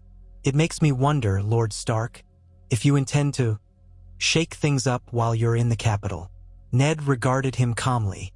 "The realm is shaken enough, Baelish. I came to see the king, to serve if needed." Baelish stepped closer, lowering his voice. "Serve in what capacity, though? People say the king wants you as his hand. Do you want that seat again, after last time?" "Last time it was forced upon me," Ned said, letting mild irritation show, just enough to be believable. "Robert is my friend, but I have no craving for political power. I crave stability, nothing more." "A noble sentiment," Baelish said dryly. "Though you'll find that in King's Landing, wanting stability can be the same as wanting total power. All the lesser lords rely on that sense of calm to keep their fortunes from unraveling. If you can bestow or withhold that calm, it makes you quite formidable." Ned did not miss the subtle hint in Baelish's words. "I'm not here to meddle in your business or Varys's. I've enough business of my own." Baelish chuckled. "Ah, but meddling is our business, is it not? One can meddle by refusing to meddle. The line is thin indeed." They stood in silence for a moment, the wind teasing Baelish's cloak. Then Ned said, "Is there some point to this conversation, Baelish?" Baelish sighed melodramatically. "I merely wish to remind you that alliances are everything here. You may not care for the Spymaster's webs or the Queen's schemes, but they certainly care about you. If you find yourself in need of a friend, well, we've had our differences, but alliances can be forged from less. And if you find yourself in a position to do me a favor, I always repay my debts." The mention of debts might have been a reference to his gold or to something else entirely. Ned gave a curt nod. "I'll keep that in mind." Baelish performed a mock bow and slipped away, leaving Ned to the hush of the courtyard. Ned let out a slow breath. Baelish was fishing, that much was clear. He suspected Ned of deeper intentions but lacked evidence. That was precisely where Ned wanted him, curious but uncertain. Let him sniff around. Let him waste his cunning in half-guesses and petty manipulations. Ned had bigger things to steer. Turning from the courtyard, he made his way to the Tower of the Hand, an imposing structure on the keep's edge. Though it had not been used much in the past year, servants were already bustling about, airing out chambers, laying fresh linens, dusting the furniture. When Ned arrived, they paused to bow. He gestured for them to continue their tasks, stepping into the foyer. A faint echo greeted him. The high, vaulted ceiling gave the place a hollow quality. It reminded him of the last time he'd been forced to dwell here, in the final days of discovering the truth about Joffrey's parentage, just before Robert's untimely accident with the boar. In the original course of events, it had all happened so fast. Yet Ned remembered every detail, especially how he had nearly lost everything when the Queen took advantage of his misplaced mercy. This time, he had no intention of repeating mistakes. He had known for a very long while that the children were Jaime's. He had chosen not to act, to let the rumor swirl at a safe distance. Now that the swirl was intensifying, he would either let it keep spinning or use it as a well-honed blade. He ascended the winding staircase until he reached a private solar on the tower's upper levels. There, the windows overlooked the city's sprawl. He summoned one of his men, Jory Castle's cousin, a quietly capable fellow named Keel Whitebrook, who had come south with him. Keel was stocky and unremarkable in appearance, wearing the leathers of a northern man-at-arms. But Ned trusted him implicitly. The moment Keel entered, he bowed, then waited for Ned to speak. "Gather our watchers tonight," Ned said in a soft tone. "Small groups, not all at once. Make sure they report anything new, especially about the Queen's moves, the gold cloaks, and the King's health. Also, see if there's any sign of Lord Stannis making preparations on Dragonstone. I want to know the shipments that come in or out. Don't leave any trail that leads back to me." "Yes, my lord," Keel said. "Go. I'll expect your return by morning." With a nod, the man was off, silent and efficient. Ned waited alone, letting the hush of the chamber envelop him. He slipped onto a bench near the window, gazing over King's Landing as dusk began to settle. In the distance, he could see the mud gate, the sprawl of shanties, the shipping lanes. He could almost sense the tension in the city's air. It would not take much to spark open conflict, especially if Robert died or grew too weak to rule. The lines between houses would be drawn quickly. Some for Joffrey, some for Stannis, some for Renly, and perhaps a few outliers who might tilt the realm into fractious war. Ned would not allow chaos to devour them all. If war became inevitable, he would direct it, or at least ensure the North was prepared and in the strongest possible position. And if there was a chance at forging a more stable realm, one where the Targaryens stayed across the sea and the Lannisters did not hold all the coins, then Ned would see it done. But for now, the next step was to meet Robert and test the king's mood. Night fell, and Ned supped lightly on bread and stew brought by a servant. He let the hustle of the keep subside, until at last a page arrived to inform him that the king was awake and demanding to see his old friend. Ned followed the page through dim corridors lit by torches. The hush felt stifling, as if the walls themselves were bracing for a fight. Outside the king's chambers, 2 Kingsguard knights stood guard. They stepped aside at once for Ned Stark, opening the door with a flourish. Inside, the room smelled of sweat, wine, and the metallic tang of spilled blood. Cersei was not there. A pair of maesters fussed with bandages at the side of the large canopied bed. King Robert Baratheon, once a mountain of a man, lay propped against pillows. His eyes, bloodshot, settled on Ned the moment he entered. Despite the night's gloom, Robert had insisted on multiple candelabras, and the flicker cast deep shadows on his heavily bearded face. He looked older, worn. Pain etched lines in his brow, and the bulk he once carried as muscle was now half flab. Yet a glimmer of the old Robert remained in the quick, bullish turn of his head. "Ned," he grunted. "About bloody time." Ned advanced, gesturing for the maesters to give them a moment. They withdrew, bowing themselves to the far side of the chamber. "Robert, I rode as quickly as I could." "Ah, well," Robert muttered, shifting. The movement made him wince. "This damn boar gutted me. They sewed me up, say I'll live if I stop ripping the stitches. But the pain. Mother have mercy. It's like I'm still in the thick of battle. They keep pouring milk of the poppy down my gullet. Sometimes I swear I see double." He gave a weak huff of laughter. Ned approached quietly, taking in the faint odor of infection. "You must rest. Let the maesters do their work." Robert scoffed. "Rest? While they pick my bones clean in the council chamber. While the queen hovers, whispering her plans, and the council dithers about this or that. Not a chance. I can't hold a sword, but by the gods, I can still roar orders." Ned drew closer, lowering his voice. "You shouldn't be so quick to see plots. The queen wants you alive as much as the rest of us. The realm can't afford to lose its king." Robert glared. "She wants me alive, perhaps, but she has her own ideas of how to rule. Don't think I'm blind, Ned. I've known for years that the Lannisters want to sink their claws in deeper. That damn Tywin is too quiet. And the boy, Joffrey, he's an ungrateful whelp. No respect. I should have raised him with a firmer hand. Ned nodded slowly. All children test their parents. Robert snorted. But we're not talking about some child. He's the crown prince. He needs a stronger example. Gods, sometimes I wish I had a child who was more like me. But that's not the point. The point is I'm half crippled here. I need you, Ned, to keep things running straight while I recover. Ned placed a hand on Robert's arm. I'll do what must be done. The king exhaled, wincing. I want you to act as the hand, in all but name, until I can stand again without wincing. None of those other fools on the council would serve me half as well. They're too busy serving themselves. I will help, Ned said carefully, but the queen might not approve of me taking such authority. Robert's laugh turned into a cough. She can scowl all she wants. I'm the king. You do as I say. Tomorrow we'll draft something official. A royal command, naming you regent or steward or whatever title Pycelle thinks is best. That'll shut them up.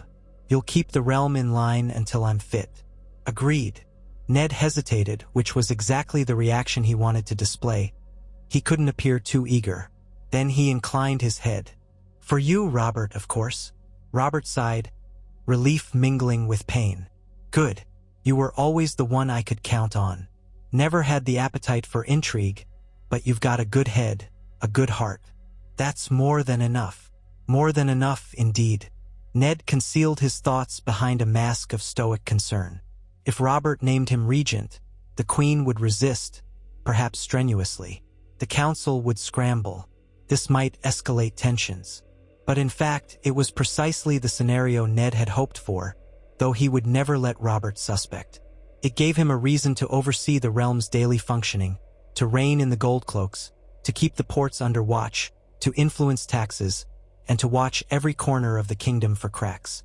Now, he could expand his watchers and tie them to official tasks, inspectors, bailiffs, scribes, all under the warden of the North's new authority. He squeezed Robert's forearm gently. Rest now. I'll see to it that the city remains peaceful.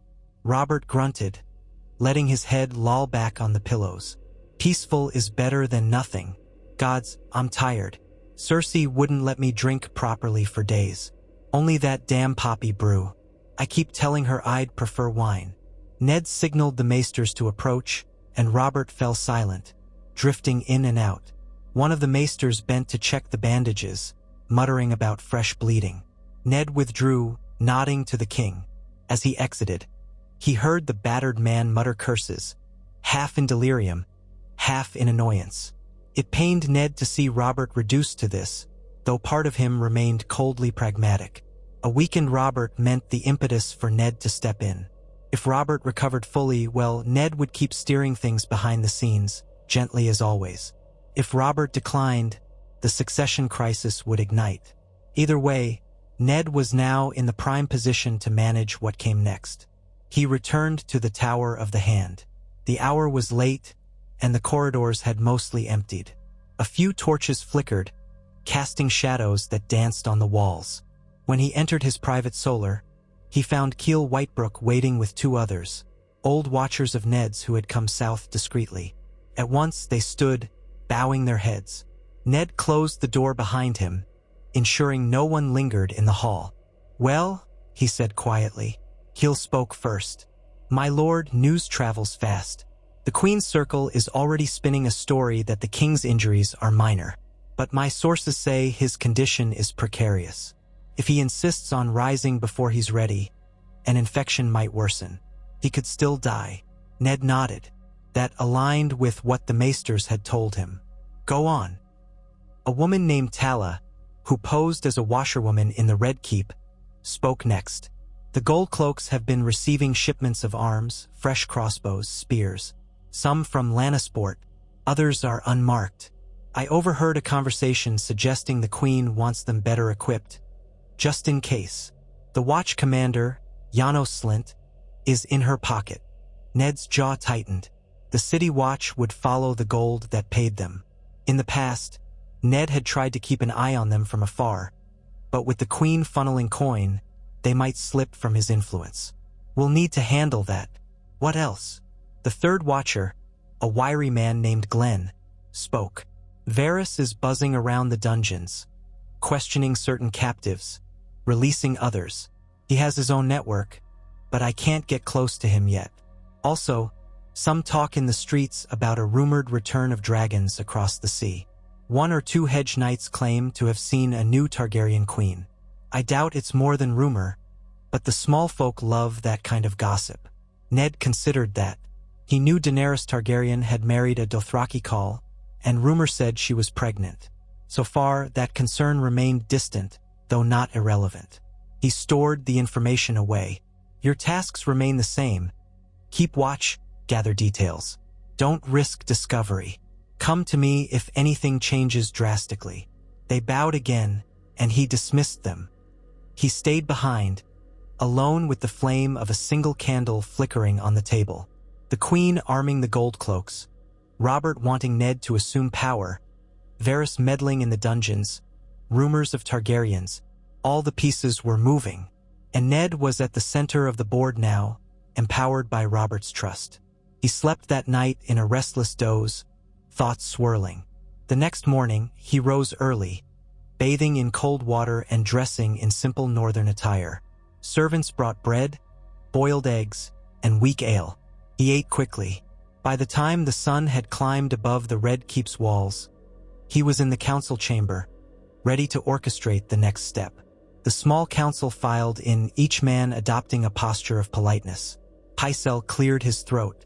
My lords, the king has requested an official writ to establish Lord Stark as regent during his recovery. He asked that we gather so he might sign it. Once he's able to leave his bed, that is. Cersei was present, her face a study in cold composure. She glanced at Ned but said nothing yet. Varys offered a small, ingratiating smile. A wise choice, truly. The realm will feel comforted that Lord Stark is guiding us until the king is fully recovered. Baelish gave one of his mild shrugs. Indeed, I'm sure we can handle any finances Lord Stark might require, so long as he consults with the Master of Coin. He said it sweetly, as though reminding Ned that the crown's purse was still in Lannister-laden debt. Renly, arms folded, threw Ned an approving look. We're lucky you came, Lord Stark. The city would be in uproar if rumor spread that the king was too injured to govern. Now we can quell that talk. Ned inclined his head to them all. I'll accept the king's command, as long as the council consents. Cersei at last broke her silence. The council's consent does not override the queen's presence, my Lord Stark. Do you intend to rule alone, or will I remain in the seat of the Queen Regent? A tense hush followed. Ned answered in a steady voice, You are the Queen, Your Grace. I see no reason we cannot work together to ensure the king's wishes are carried out. I have no interest in diminishing your rightful role. She studied him as if seeking duplicity. Good, she said at length. Then let us put it to writing, that Lord Stark serves as the king's steward with the full cooperation of the council and crown, until such time as his grace is able to reassume his full duties. Pycelle murmured his agreement, and the others followed. Ned watched them all, noticing Baelish's lips twitch with faint amusement. The Master of Coin must be thinking about how easily the Queen had conceded. But Ned doubted it was true concession. She would have her own plans. Perhaps she believed she could manipulate him, or that she could hamper his authority by controlling the gold cloaks. Let her try. The game was more nuanced than a single document. Pycelle stood, stiff with age, and bustled out to fetch paper and quill. While they waited, Baelish commented on the cost of feeding the city's swelling population. Varys added some note about potential shipments from the Reach, and Renly listened with mild impatience. Ned kept his gaze occasionally drifting to Cersei. She wore a calm expression, but her eyes flicked about like a lioness surveying possible threats. He wondered if she suspected how deeply he knew about her children's parentage.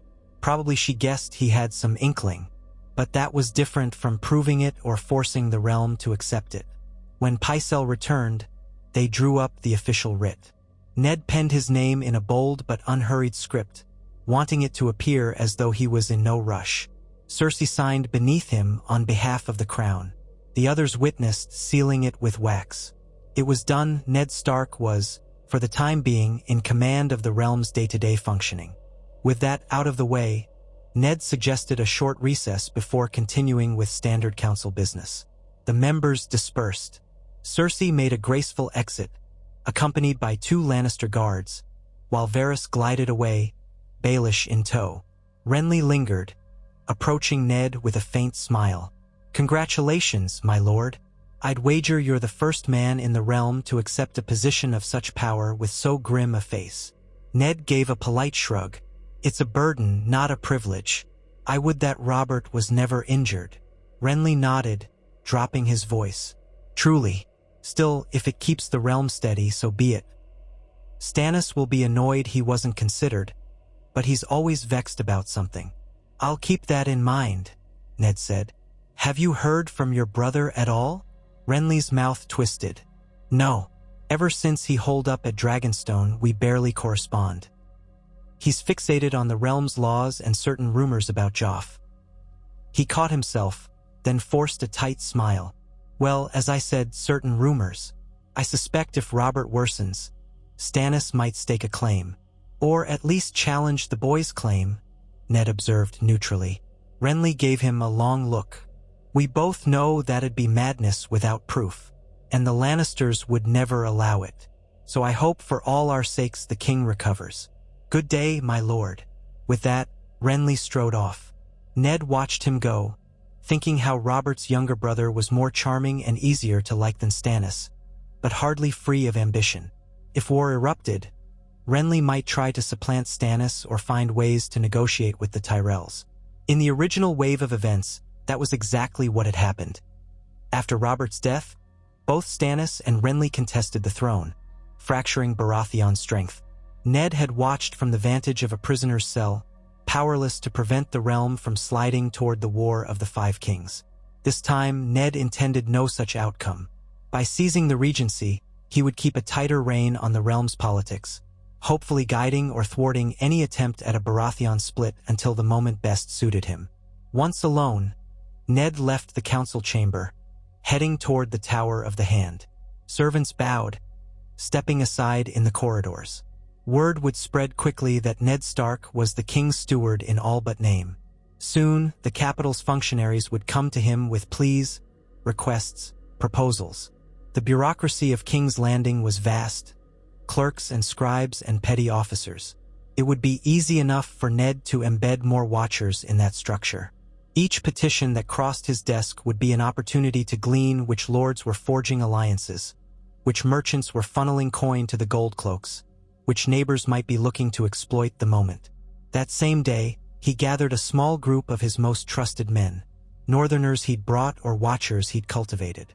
He assigned them roles as scribes, reeves, or even guards in the lower offices. He wanted eyes everywhere. The queen might have the gold cloaks, and Baelish might claim the city's coin, but Ned would have the people. The humbler cogs of the bureaucracy were often overlooked, but they saw and heard much. And to them, the name Stark meant honor. He encouraged them to remain discreet, to bring him only solid information. Rumors were swirling enough.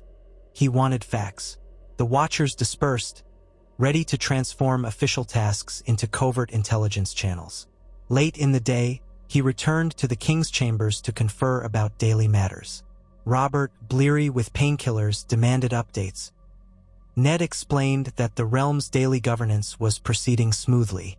For every new topic, Robert waved a hand or gave a half-lucid grunt. The boar's wound had truly weakened him, and the oppressive heat of King's Landing, midsummer was near, did little to help. "Just handle it," Robert grumbled at one point. "I trust you. If the queen objects, so be it. I'll talk her down once I'm not half dead." Ned offered a quiet nod. "Get some rest. We can speak more in the morning if you're able." Robert sank back into the pillows. "Thank you, Ned," he muttered. "I wouldn't trust anyone else to do right by the realm." As he drifted off, Ned felt a pang of old friendship. Robert's trust had been the impetus for everything that happened after the rebellion. The new monarchy, the uneasy peace. But Ned was not the same man who might squander that trust in the name of naive honesty. He had a web to maintain, a future to safeguard. Leaving the king's bedside, he found himself nearly face to face with Cersei outside the door. She stood with arms crossed, expression unreadable. For a long moment, they simply looked at each other. Ned wondered if she had eavesdropped, or how much she had gleaned from Robert's half-shouted complaints. "Lord Regent," she said at last, her tone as icy as a northern winter. "You assume your duties swiftly, I see." Ned dipped his head with measured courtesy. "I do what the king requests, your grace." She let a taut smile play on her lips. "And you're so very good at following orders, aren't you? Yet I wonder if you recall the last time you were hand, how precarious your position became." He met her gaze without flinching. "I remember. I hope we can avoid such unpleasantness now." "Indeed," she said softly. "For your sake, and your family's, I hope so too." An implied threat. Ned made no move to show intimidation. "I trust you'll keep the gold cloaks prepared," he said in an even voice, changing the subject. "If the city grows restless, I would prefer to avoid riots." She arched a golden eyebrow. "You assume I control them?" Ned allowed himself a faint smile. "Don't we both know you hold Janos Slint's leash? The City Watch might wear the crown's sigil, but they know whose coin is truly paying for their new arms and wages." Cersei's eyes narrowed. "Yes, but are you implying something, Lord Stark?" "Only that if the city is to remain peaceful, the Watch must answer to the King's steward as well," he said. "It's in all our interests." She studied him for a moment, then inclined her head, half mocking, half acknowledging. "We shall see." Without another word, she swept past him into the king's room, her gown trailing on the stone floor. Ned exhaled slowly. The lines were being drawn in the sand. But unlike last time, he was prepared for her countermoves. Let her attempt to keep the watch in her pocket. Ned would approach them from another angle, or ensure that the city's supplies, the city's morale, were tied to him. An army might enforce order, but if the city's people rose up, not even Goldcloaks could quell it without massive bloodshed. And Ned had no intention of letting the capital burn as it had during the rebellion. He continued to his solar, where a swirl of parchments waited, trade agreements, harbor fees, petitions from minor lords. He spent the evening sorting through them, scanning for hidden meanings. A request from House Tyrell to lower certain tariffs might indicate they were stockpiling coin for something. A letter from the Eyrie, penned by Lady Lisa Arryn, demanded support in seeking justice for her late husband's demise, implying she still blamed the Lannisters. Ned considered how to respond, mindful that he might need the Vale's Knights if war erupted. Then there was a brief note from White Harbor reporting that goods were flowing smoothly, which meant Ned's seat of power in the north was secure. Hour after hour, he pieced together the puzzle. By the time moonlight slanted through the window, he had a clearer sense of the shape of things. The Tyrells were biding their time, possibly waiting to see if the crown collapsed into a succession crisis so they could propose Marjorie as a bride to either Joffrey or someone else. The Lannisters were fortifying their hold on the city, while Tywin sat in the Westerlands, no doubt ready to march if his grandchildren's claim was threatened. The Baratheon brothers remained scattered. Stannis on Dragonstone, cold and rigid, could muster a fleet. Renly at court, charismatic but overshadowed by Cersei. The Martells in Dorne had mostly kept silent, though they still harbored old wounds. And across the sea, Daenerys Targaryen was rumored to be with child. So many sparks that could ignite the realm. Ned drew a fresh sheet of parchment and penned coded instructions to his watchers in the major regions of Westeros, urging them to remain vigilant for signs of large-scale troop movements, unusual alliances, or heavy supply acquisitions. He sealed each letter with the direwolf signet, to be sent by raven come morning. For a moment he paused, reflecting on how different this was from the outward persona he still maintained. To the casual observer, he was Lord Stark, forced into a position of leadership by Robert's accident, a man unaccustomed to the labyrinth of southern intrigue. But under that guise, he was shaping the realm's every breath, ensuring every rumor or alliance eventually tied back to him. He found his thoughts drifting to his children. Sansa and Arya were still in Winterfell, safe under Catelyn's watch. No reason to bring them to King's Landing this time. Robb was acting as Castellan in Winterfell, learning the craft of leadership. Bran remained under Maester Luwin's tutelage, and Rickon was still too young for any of this. Jon Snow had indeed gone to the Wall, seeking a life in the Night's Watch, a path that Ned had not wholly discouraged. It kept Jon far from the city, away from the swirl of dangerous secrets about his parentage. If a day came when the truth of Jon's lineage was needed, Ned would bring it forth. For now, the Wall was the safest place for the boy, ironically enough. At last, Ned found some sleep. Each day that followed brought new challenges. He presided over the small council, making decisions that Cersei publicly supported but privately contested. He handled petitions from lords. He negotiated minor quarrels. He walked the city's streets in disguise once or twice, escorted by watchers, to sense the mood of the small folk. He attended King Robert each evening, exchanging updates on the realm. Robert's health improved in fits and starts, but the wound would keep him abed for some time yet. Meanwhile, Baelish occasionally came to the Tower of the Hand, offering sly hints about finances or offering to broker deals with the Iron Bank if the crown needed more coin. Varys hovered in the shadows, praising Ned's noble sense of justice, while likely weaving his own network deeper into the cracks of the city. One afternoon, word reached Ned that Lancel Lannister, Robert's young squire, had been found sneaking wineskins into the king's chamber against the maester's orders. The maesters had tried to forbid it, but Robert bellowed at them, insisting he wanted real wine. Ned confronted the boy outside Robert's door, telling him that the king was in no state to drink. Lancel, frightened and overawed, could only babble that the queen said it would calm him. Ned dismissed the lad with a stern warning. Afterward, he spoke to the maesters, who confided that the king's wound might reopen if he became too drunk and tore at his stitches. Ned recognized the pattern. Cersei was letting Robert have the same vice that had nearly gotten him killed. Why? Possibly to keep him too inebriated to think clearly, or to keep him bedridden longer. The surest way to hold power, after all, was to ensure the king's incapacitation. Ned quietly gave instructions that any further wine brought to Robert should be watered significantly, and that the maesters should be more insistent. He then left a note for the queen, polite but firm, reminding her that the king's recovery was paramount. If she contested him openly, it would cast suspicion on her motivations. He doubted she would push too far on that matter for now. Days turned into a fortnight, and the capital's tension thrummed. More ships arrived at port, more rumors flitted through taverns, more gold cloaks appeared on the streets. Ned continued to strengthen his own watchers, discreetly hearing of every major transaction. Janos Slynt eyed him warily whenever they crossed paths, but Ned maintained an air of polite cordiality. He wanted the watch commander uncertain, not overtly hostile. Meanwhile, Cersei occasionally summoned Ned to speak about trifling matters. Some border dispute, some trade arrangement. Always, their conversations were layered with unspoken suspicion.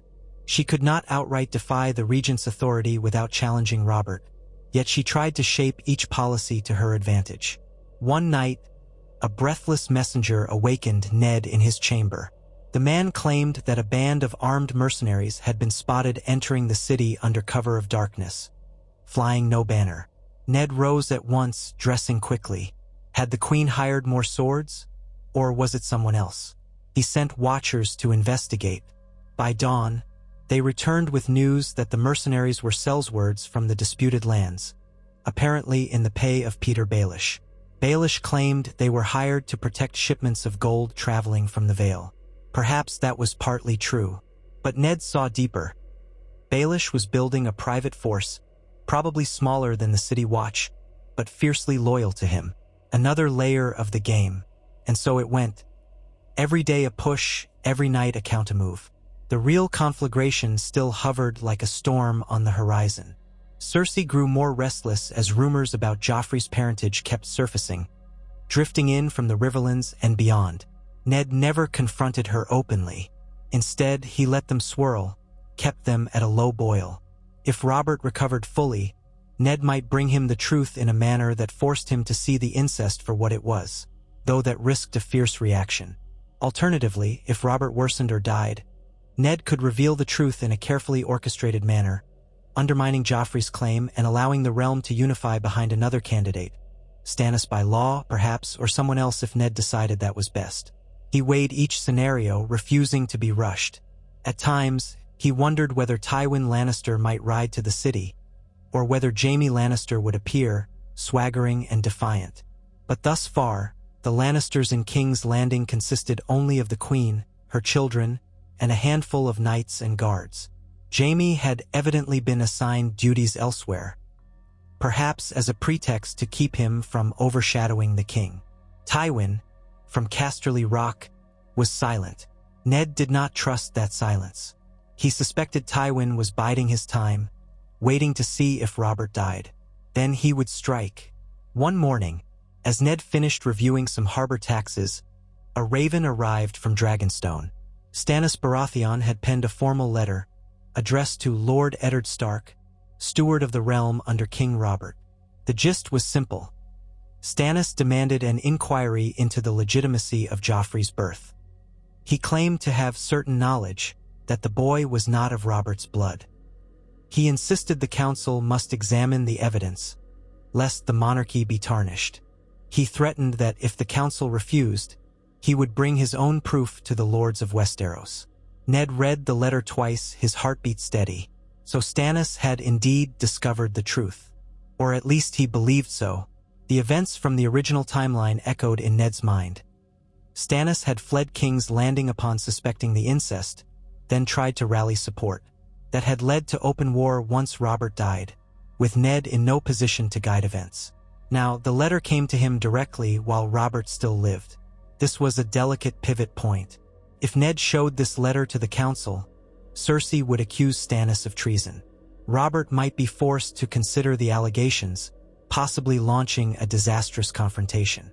Or, if Robert dismissed it outright, Stannis would be enraged, likely sparking a civil war. On the other hand, if Ned suppressed the letter, he could buy time, but that might drive Stannis to act alone.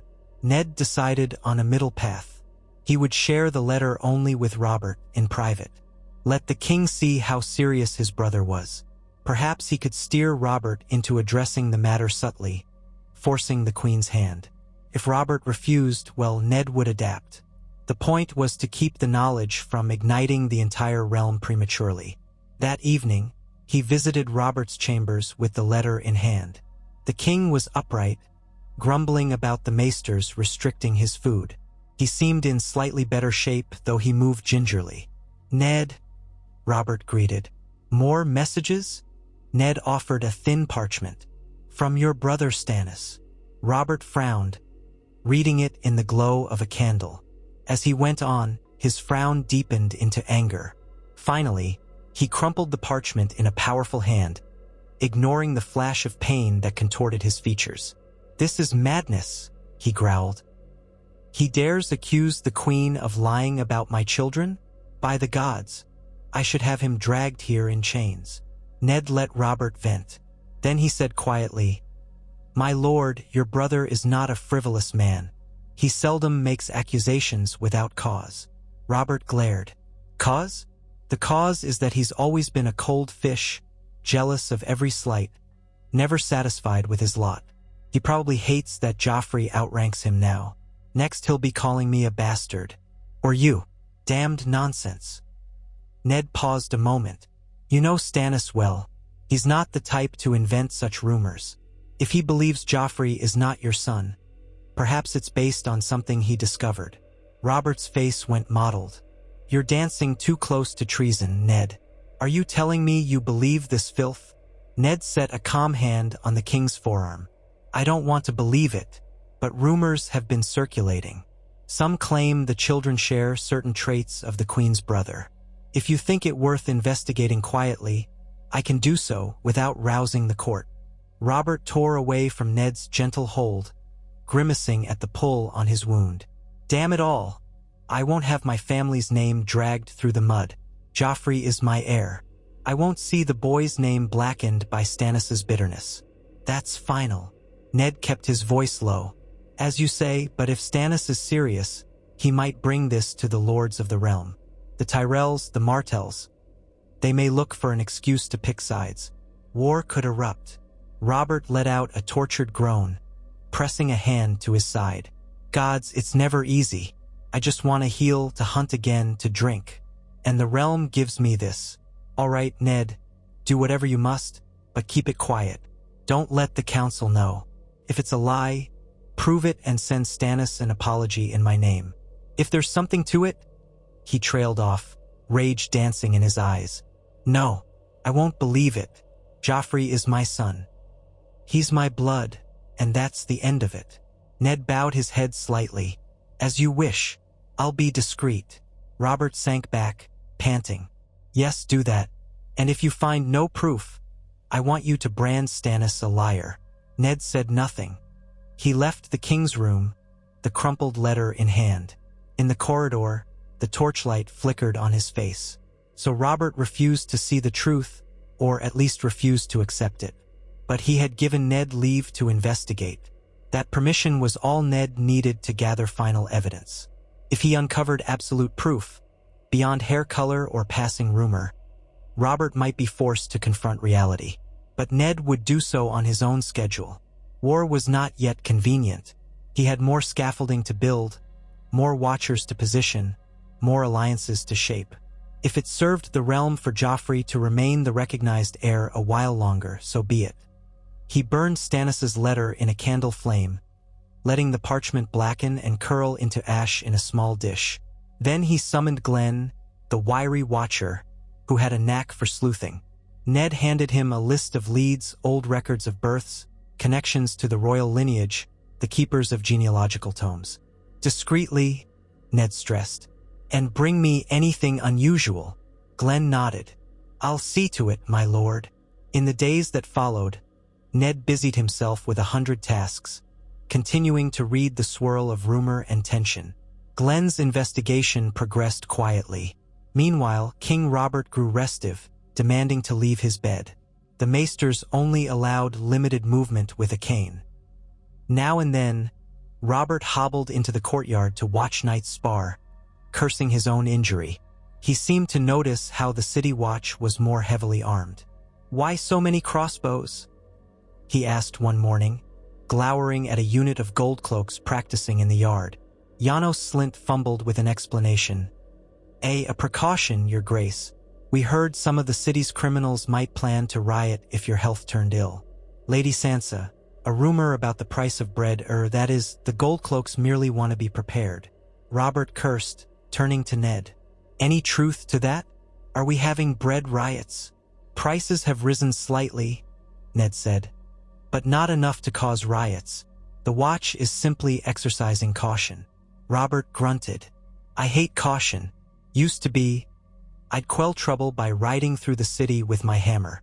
He slammed the cane on the cobblestones, frustration etched in his face. Ned made a soothing gesture. Rest, Robert. This is temporary. In truth, Ned wanted to see how far the Queen would push her advantage. By training more gold cloaks, she prepared for a possible confrontation. Ned's watchers reported that she'd poured a great deal of coin into Janos Slint's coffers, no doubt to secure his loyalty. But coin alone does not guarantee victory if the populace stands against you, or if the crown's finances run dry. Ned had quietly reallocated some funds from the royal treasury to better feed the city. Grain shipments from the Riverlands and the Reach arrived daily, and Ned ensured they were distributed fairly, reducing the possibility of bread riots. The small folks' bellies would remain full, and if the small folk saw Ned Stark as the reason for that relative plenty, their loyalty might tilt in his favor. That, too, was a kind of army, one made of the common people's goodwill. During one particular meeting of the council, Baelish tried to block Ned's plan to purchase more grain at a stable price, citing the crown's debts. Ned countered that the cost of bread riots would be higher. Renly sided with Ned, not wanting chaos in the city. Cersei kept silent, but Ned caught the hint of displeasure in her gaze. She likely realized that Ned was undermining her strategy to keep the city reliant on the Goldcloak's might. If the common folk were content, the Watch's presence seemed less essential, and that gave Ned more breathing room to maneuver. So the weeks went on in this balancing act. At last, Glenn returned from his genealogical forays, bringing Ned a small bound ledger. It was old, dusty, containing records of House Baratheon's lineage going back centuries. One detail stood out. Every Baratheon heir in recorded history, even when mothered by a blonde or fair-haired spouse, had black hair. All except Joffrey, Myrcella, and Tommen, each so distinctly golden they could have been Lannisters. The pattern was clear as day, the same evidence Ned had discovered in the original course of events. But now, he possessed it with ample time to plan. He stored the ledger among his private documents, careful to keep it hidden from prying eyes. He had the final piece of undeniable proof. If Robert demanded evidence, Ned would present it. If circumstances demanded Joffrey's dethronement, Ned would reveal it to the realm. But until that moment, he would hold it close, like a dagger hidden in the folds of his cloak. Meanwhile, another letter arrived from Stannis, more urgent than before. He demanded a verdict, threatening to sail to King's Landing to force the issue. Ned realized he had to stall.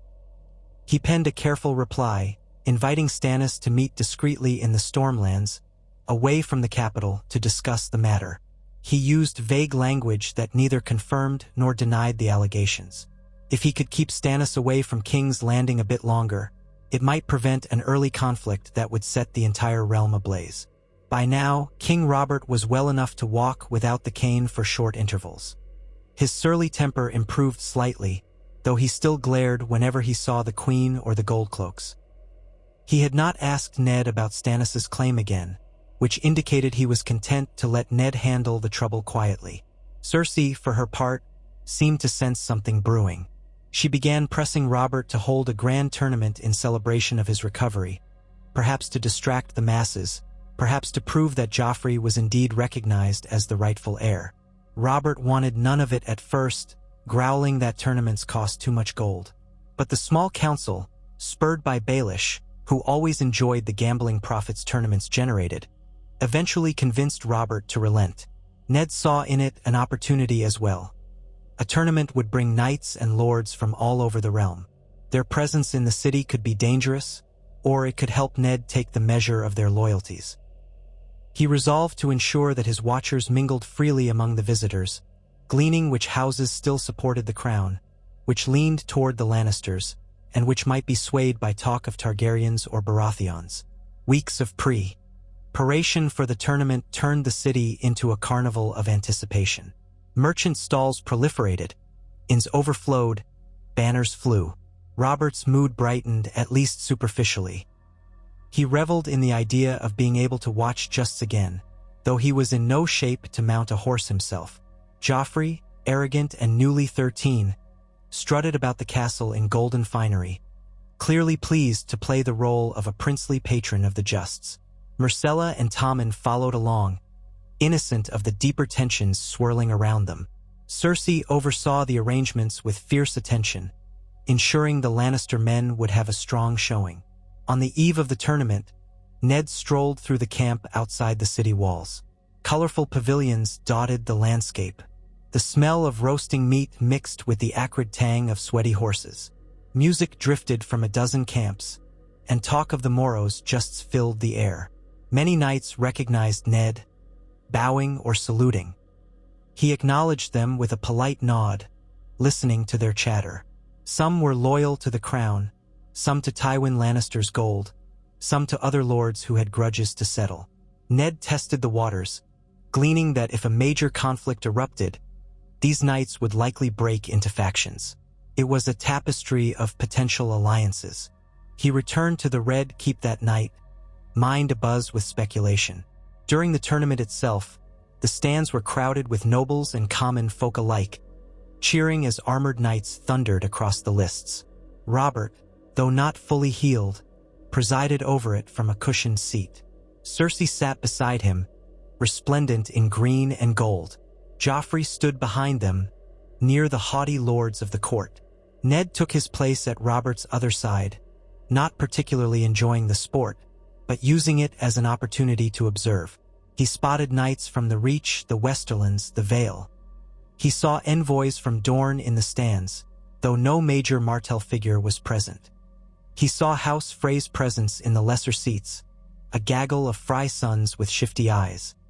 He even noticed a small retinue from White Harbor, presumably there to represent the North's interest. Each told him something. The Justs had their usual dramas.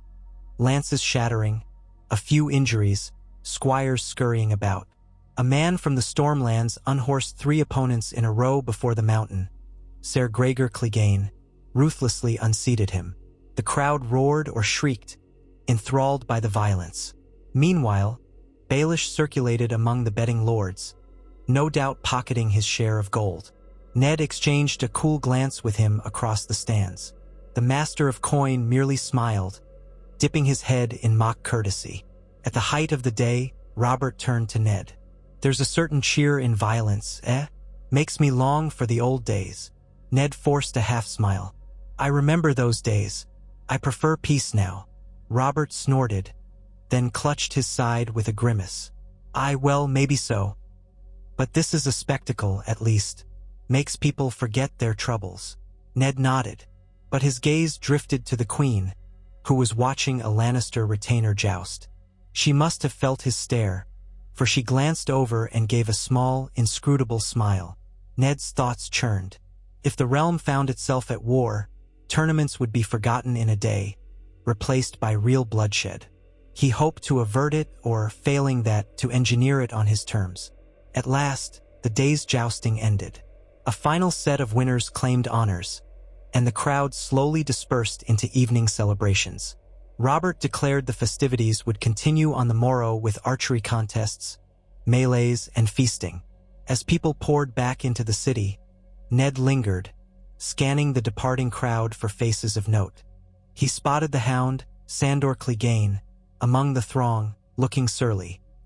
He saw men from House Bolton, a small group wearing the Flayed Man sigil, though they kept mostly to themselves. He saw a messenger slip away from the Lannister pavilions toward the city gates. A watcher of Ned's followed discreetly. Good.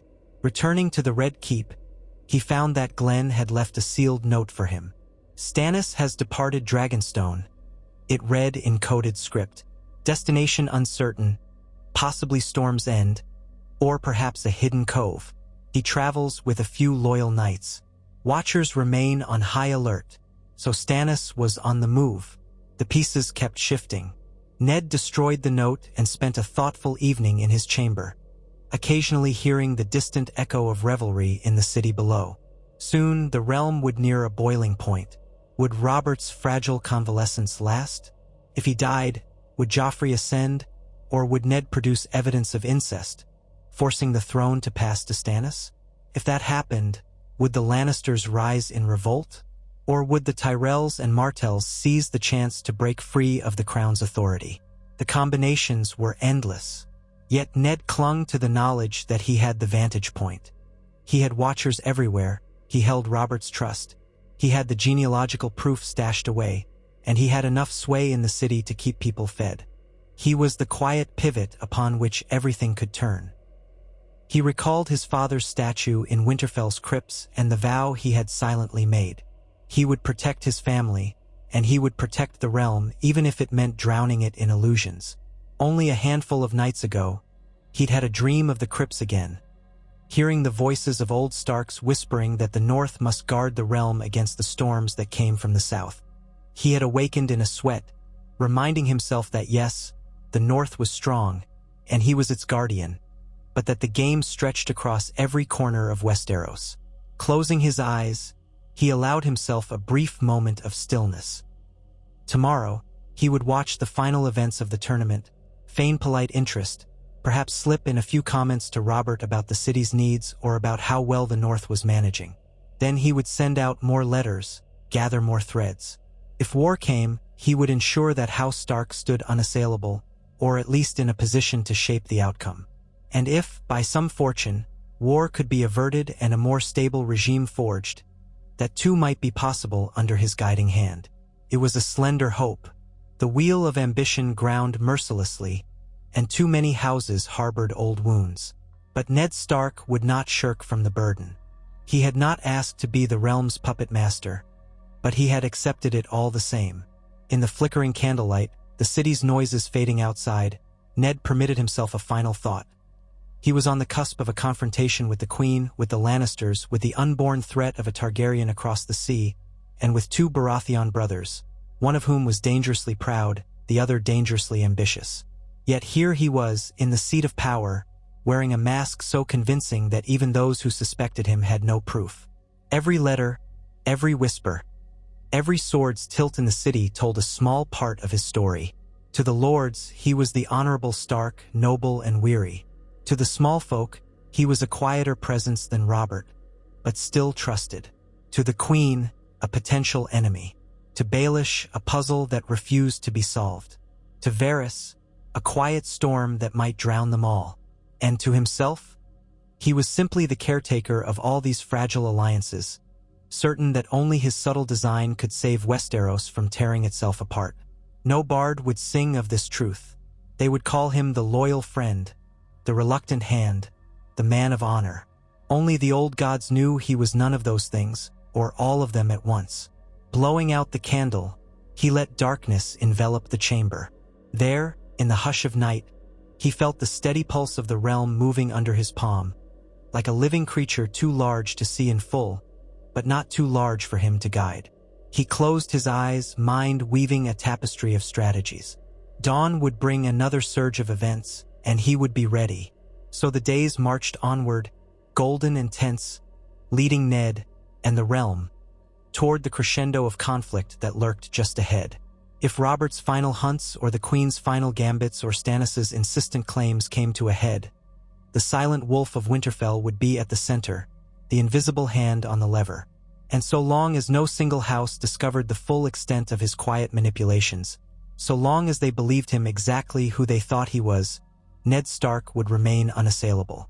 In that calm before the storm, with the city abuzz, the banners snapping in the wind, and each great house edging closer to the brink, Ned Stark sat in the Red Keep, penning letters, dispatching watchers, and quietly deciding the fate of a kingdom.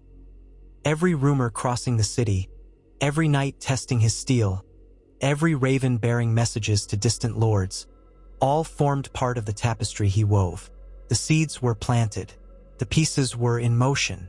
Winter was on the horizon, but it was the North that held the real advantage, so long as its quiet lord commanded the game.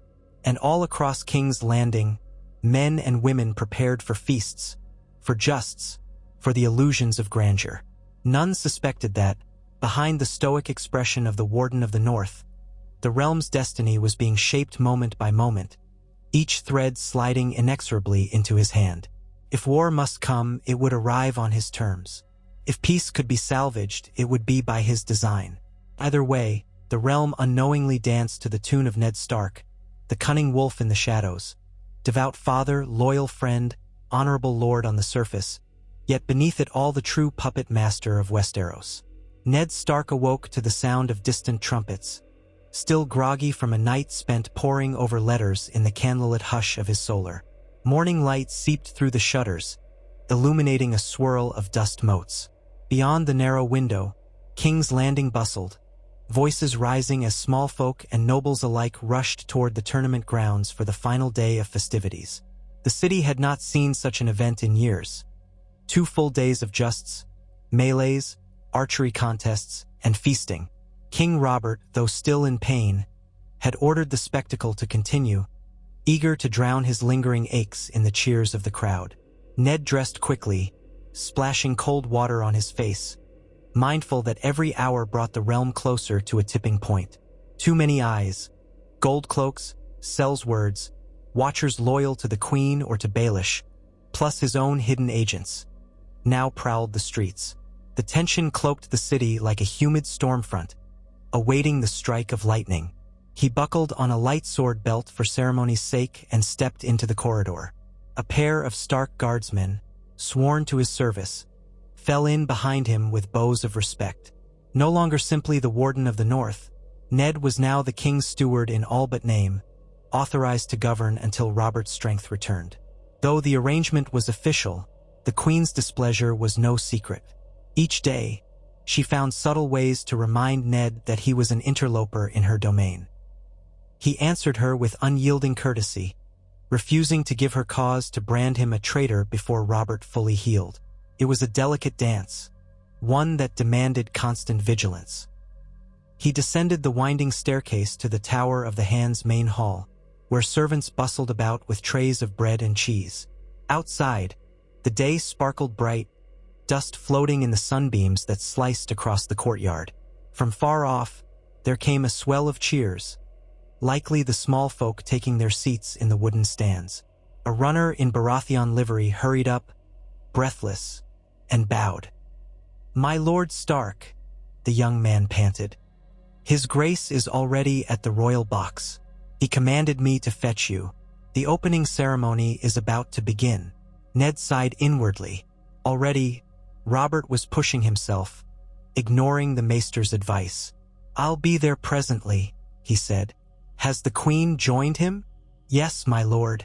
She arrived with Prince Joffrey and Princess Myrcella, and Ser Barristan stands guard." "Very well. Inform the king that I come." With a second bow, the runner sprinted off, leaving Ned to gather his retinue. He strode across the courtyard, the two Stark guardsmen trailing. Servants paused to let him pass, some bowing, some curtsying. He offered curt nods in return, aware that everything he did these days was noticed. If he left the Red Keep late at night, watchers took note. If he spoke privately with lords or officials, rumors flew. He had spent years cultivating that image of the quiet, honorable lord who disliked politics, and it was precisely that reputation that now cloaked his quiet manipulations. He made his way through the Red Keep's outer gates, nodding at the gold-cloaked guards posted there. A few shot him uneasy looks, as if uncertain whether to bow or to keep their spines stiff. Janos Slynt had done much to bind the city watch to the Queen's purse, but Ned's presence as regent complicated their loyalties. The men settled for a murmured, "M'lord," letting him pass into the thronged street. Scores of pedestrians pressed forward, heading for the tournament grounds. Peddlers selling sweetmeats or ale, men-at-arms from the visiting lords, and gawkers hoping for a glimpse of knights in shining armor. Ned kept his hand near the hilt of his sword, just in case. King's Landing was ever a tangle of danger, especially when emotions ran high. As he walked, he couldn't help noticing how few begs and pleas he heard. The city's poor seemed less desperate than usual. That was by his design, of course. Over the past weeks, he had quietly purchased extra grain shipments, distributing them at low cost, ensuring no riot or hunger could serve as a spark. He wanted stability.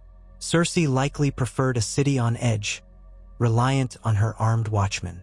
But so long as Ned maintained a steady flow of provisions, the small folk had no urgent need to bow to the Goldcloaks. At length, he reached the tournament grounds outside the city walls. The wooden stands rose in great tiers, packed with a motley mass of watchers. Peasants, tradesmen, lesser knights, and well-dressed merchants. Higher up, closer to the raised dais, the nobility took their seats beneath banners snapping in the breeze. The sigils of the major houses fluttered. The Lion of Lannister, the Golden Rose of Tyrell, the Falcon of Arryn. The Direwolf of Stark was there too, near the crowned stag of Baratheon.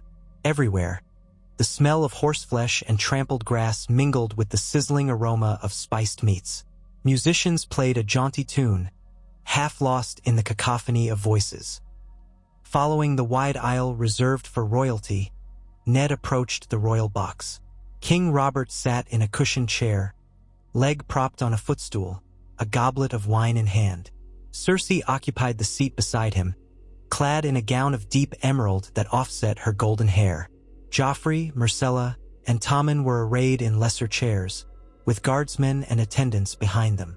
Ser Barristan Selmy stood at attention, helmet under his arm, while the Hound, Sandor Clegane, loomed nearby like a brooding statue. A knot of other courtiers surrounded the dais. Peter Baelish, Varys, Grand Maester Pycelle, Lord Renly Baratheon. All wore their best finery, eager to be seen by the throng below. Robert spotted Ned and waved him closer, a broad grin splitting his bearded face. "Ned, come sit. You missed the opening fanfare, but no matter. We've not begun the main events." Ned inclined his head, stepping into the box. "I trust your grace is feeling hale this morning." "Hale enough," Robert grunted, wincing as he shifted in his seat. "I'd rather be out there, hammer in hand, but the damn maesters won't let me. So I watch." He took a long swallow of wine. Ned saw the lines of strain on his face. Pain lurked in the corners of his eyes, though the wine likely dulled its edge. "We have a fine day for bloodshed and broken lances," the king added. "All the better." Cersei cast Ned a sidelong look. "Good of you to grace us with your presence, Lord Stark. We feared the burdens of governance might keep you locked away." Ned offered her a faint, polite smile. "We all need a moment's respite from the burdens, your grace." Beside her, Joffrey eyed Ned warily. The boy wore a princely outfit of crimson and gold, but his thin frame looked tense. "I hope the knights fight better today," he said with the arrogance of youth. "Yesterday's just ended too quickly." Myrcella, younger and more demure, gave Ned a shy nod. Tommen, wide-eyed, fiddled with a little wooden lion toy. Ned settled into the seat Robert indicated, near the king, feeling the eyes of the crowd below upon them. A herald stepped forward onto the field, blowing a long horn to silence the chatter in the stands. "On this day, by command of King Robert Baratheon, we gather for the grand melee," the herald called. 20 men enter the list, armed but not to the death, and the last man standing claims the victor's purse. A roar of excitement rippled through the stands. "Before we begin, His Grace offers the realm his blessing." The herald turned toward the royal box with an expectant expression. Robert rolled his eyes, pulling himself upright and leaning on the edge of the box. He raised his goblet. "To the realm!" he shouted, voice booming. "Fight hard, show courage, and gods be good, entertain us." A thunderous cheer erupted. Robert flopped back into his seat, grinning. "There, they have their king's blessing." Ned scanned the field as the melee contestants formed ranks. He recognized some of them by sigil or rumor. A tall knight of House Dondarrion, a scarred sellsword wearing a boar's tusk emblem, a man in Tyrell green, plus lesser-known fighters from corners of the realm. They clutched swords, axes, or flails, each waiting for the starting signal. The rules were simple. They'd bash and bruise each other until only one combatant remained conscious or unsubdued. Betting was rampant, with coin flowing among the onlookers in a swirl of shouts. Ned noticed Baelish leaning against a pillar, whispering to a group of well-dressed merchants. Doubtless, the master of coin was eagerly taking bets for his own profit. A horn blast signaled the start. The fighters advanced with a mighty crash of steel on steel. Crowds leapt to their feet, cheering wildly, as men grappled or whirled to parry sweeping blows. The clang echoed off the wooden barriers. Dust rose underfoot, adding to the raw spectacle. Robert laughed in delight whenever a particularly hard strike sent a combatant to the ground. Cersei wore a cool half-smile, as though none of this truly interested her beyond the display of power. Joffrey leaned forward, eyes bright with bloodlust, while Myrcella and Tommen seemed torn between fascination and mild horror. After several minutes of frantic melee, a few fighters had been eliminated, staggering out with limp arms or battered heads. One had to be carried off by squires. The crowd roared for the knights who remained, among them a young man wearing an unmarked surcoat who moved with startling speed. He sidestepped a hammer blow, pivoted, and drove his pommel into another man's visor, sending him sprawling. Ned watched with interest, impressed by the fighter's agility. Robert slammed his goblet on the arm of his chair. "I like that lad in the plain surcoat. Fight, boy!" he hollered. Next to the king, Ned kept silent, dividing his attention between the spectacle and the swirl of courtiers. He spotted Lord Renly and Lord Loras Tyrell in quiet discussion at the far side of the dais. Varys stood not far from them, expression mild, as if the melee were mere background to his ceaseless scheming. Ned had watchers among the crowd, men who would listen for overheard remarks. He wanted to see how the Tyrells might respond to rumors that the crown was close to penniless. Baelish had recently complained about debts, and Ned was certain the Tyrells might use that vulnerability to nudge themselves deeper into power. Meanwhile, the fighting on the field intensified. The final 5 contestants circled each other warily. The agile young man in the plain surcoat exchanged savage blows with a bulky knight from the Stormlands. A ring of battered weapons clattered on the dusty ground, sweat streaming beneath their helmets. Another knight, older and slower, was forced to yield after a strike to his knee. Then it was down to 3, the quick-footed mystery fighter, the large Stormlands knight, and a Tyrell retainer wearing a green cloak pinned with a golden rose. The battered crowd cheered, hungry for a dramatic finish. Robert leaned forward, pain forgotten in his excitement. "Finish them," he bellowed, half-rising. Ned saw him grit his teeth against the ache in his side. The Stormlands knight lunged for the Tyrell retainer, but the retainer twisted aside.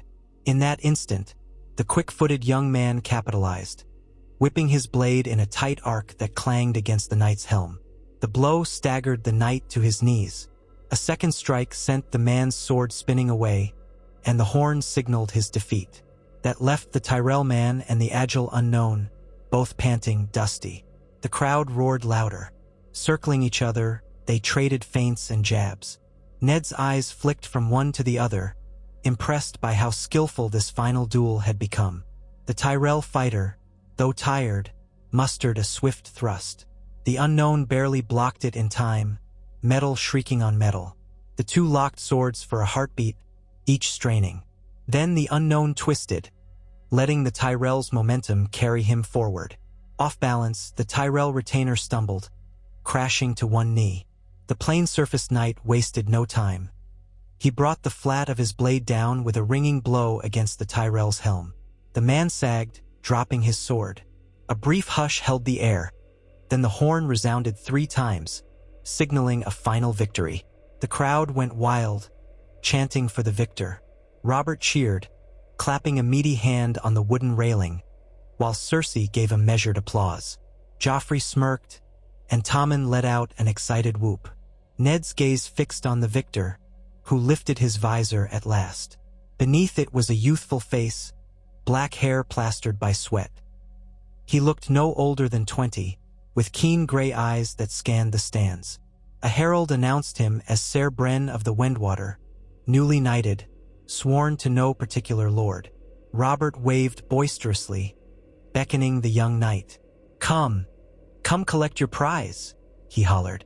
Ser Bren, breathing heavily, made his way to the royal box, escorted by the herald. Guards parted to let him approach. He knelt before the dais, dust drifting off his dented armor. "Your Grace, my queen, my lords," he panted. "I dedicate this victory to the honor of the king." Robert laughed. "A fine show, lad. I'll have the purse brought at once. Perhaps you'll drink with me after all this ado." "I would be honored," Ser Bren said, bowing his head. Cersei inclined her head gracefully, though Ned sensed her impatience. She placed a hand lightly on Robert's arm as if to steady him. "The king is weary, Ser Bren. Perhaps your celebration can wait until he has rested." Robert merely grunted. "I'll rest when I'm good and ready." The herald signaled, and a squire brought forward a small chest brimming with gold dragons, Baelish's arrangement for the victor's purse. Ned watched as Ser Bren accepted it with gratitude, then removed himself, letting the crowds hail him. With the melee concluded, the official portion of the tournament was done.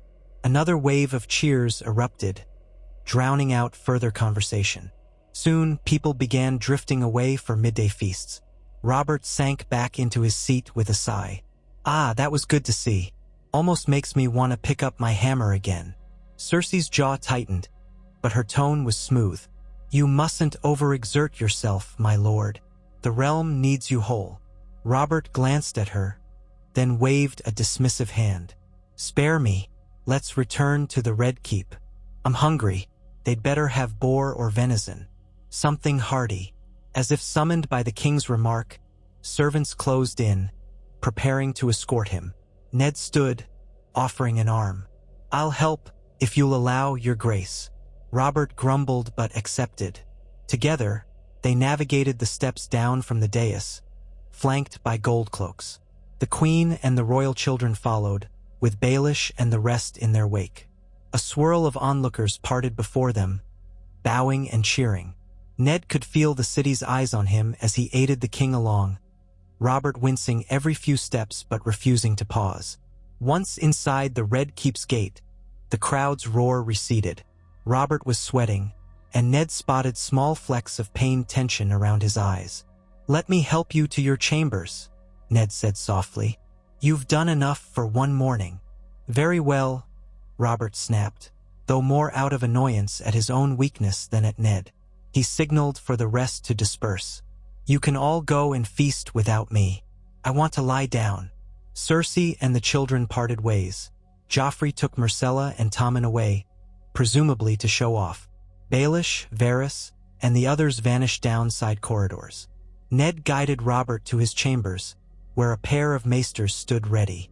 They helped him onto the bed, promising a new tonic to ease his discomfort. Robert, half glaring at the fuss, beckoned Ned closer once the maesters withdrew to grind herbs in the next room. "Sit," he said, voice quieter. Ned obeyed, taking a seat near the bed. Robert's expression was grim. "You see? I can hardly walk 100 paces without feeling like my side's on fire. Damn that boar. If I'd been sober, I'd have skewered it first." Ned softened his voice. "You're lucky to be alive. Rest, my friend." Robert let out a growl of frustration. "Rest? Ha!" Meanwhile, the queen spreads her wings. She tries to speak for me in council, tries to pass orders through Slint, the gold cloaks. "You see it, don't you?" "I do," Ned allowed. "She's certainly ensuring the watch remains under her influence." "She thinks me a fool," Robert continued. "And you as well. But so long as I wear this crown, I'll not let her or her father run rampant." He exhaled, shutting his eyes a moment. "I want you to promise me something, Ned. If my strength fails, you'll keep the realm steady. Keep my children safe." Ned tried not to think of the secrets swirling around Joffrey's parentage. "Of course," he said, letting his voice convey calm certainty. "You needn't worry about that." "Good." Robert's eyes fluttered open again. "No talk of gloom. I'll outlast them all." But a thread of doubt lurked in his tone. The maesters returned with a pungent tonic that smelled of mint and poppy. Robert drank it with a grimace, cursing under his breath. Soon, his lids drooped, and he sank into the bed's pillows. With quiet steps, Ned slipped out, leaving the king to recover. He made his way through the keep's corridors, heading toward the Tower of the Hand. As he walked, a flurry of servants passed with trays of roasted meats for the midday feast. Their chatter was light, but Ned heard the edges of rumor, some praising the queen's generosity, others remarking on Lord Stark's even-handedness. He paid little mind, continuing on until he reached his solar. A few watchers of his own were waiting inside, having slipped past the general bustle. Keel Whitebrook, the stocky man Ned relied on, stood with Glenn, the wiry informant who specialized in quiet observation. Alongside them was Tala, the washerwoman turned watcher who had a knack for overhearing servants' gossip. They bowed as he entered. "My lord," Keel said. "News from the streets. The Sellswords Baelish hired have begun patrolling the docks at night. They do so quietly, wearing no sigils." Tala added, "They've also been seen near the brothels Baelish owns. Some folks say they're there to break up fights, but I suspect they're looking for any tongues that wag too freely." Ned nodded thoughtfully. "So Baelish is consolidating his private force. Have they meddled in crown business?" "Not openly," Keel replied, "but more than once, they turned away crown agents investigating petty crimes near the port, claimed they had it under control. The gold cloaks let them be, likely on the queen's orders." Ned let out a low breath. "We can't allow him to build a rival watch. Keep tracking their movements. quietly, "If we're forced to move against Baelish, I want evidence of wrongdoing." Heel bowed. "We'll watch closely." Glenn cleared his throat. "There's more. Lord Tywin Lannister has sent gold to King's Landing by ship, 6 crates. The manifest claims it's for the crown, a repayment of a prior loan. But rumor is the Queen told Janos Slynt to store it in a private vault, not the royal treasury. Could be she's making sure she can fund the gold cloaks herself if needed." Ned tapped a finger against the table. "She's building a war chest. That alone is no crime, but it reveals her state of mind." He considered the move. Tywin Lannister had not come to the capital, but he was willing to funnel coin to his daughter. A quiet show of strength. He turned to Tala. "And from within the Red Keep? Any talk from the Queen's ladies or her inner circle?" Tala bit her lip. "A rumor that the Queen is in correspondence with someone in the Stormlands, possibly to keep track of Lord Stannis's movements. She worries he'll muster forces against Joffrey's claim." Ned's chest tightened. He remembered the letter from Stannis, the threat to expose Joffrey's parentage. Perhaps Cersei had gleaned that Stannis was not roosting comfortably on Dragonstone any longer. "Very well. Continue as you have. Report if anything changes. And keep your heads down." They bowed and departed. Alone in the solar, Ned gazed at the map of Westeros spread across his table. Tiny carved figures marked potential flashpoints. One for Dragonstone, one for the Westerlands, one for the Vale, and so on.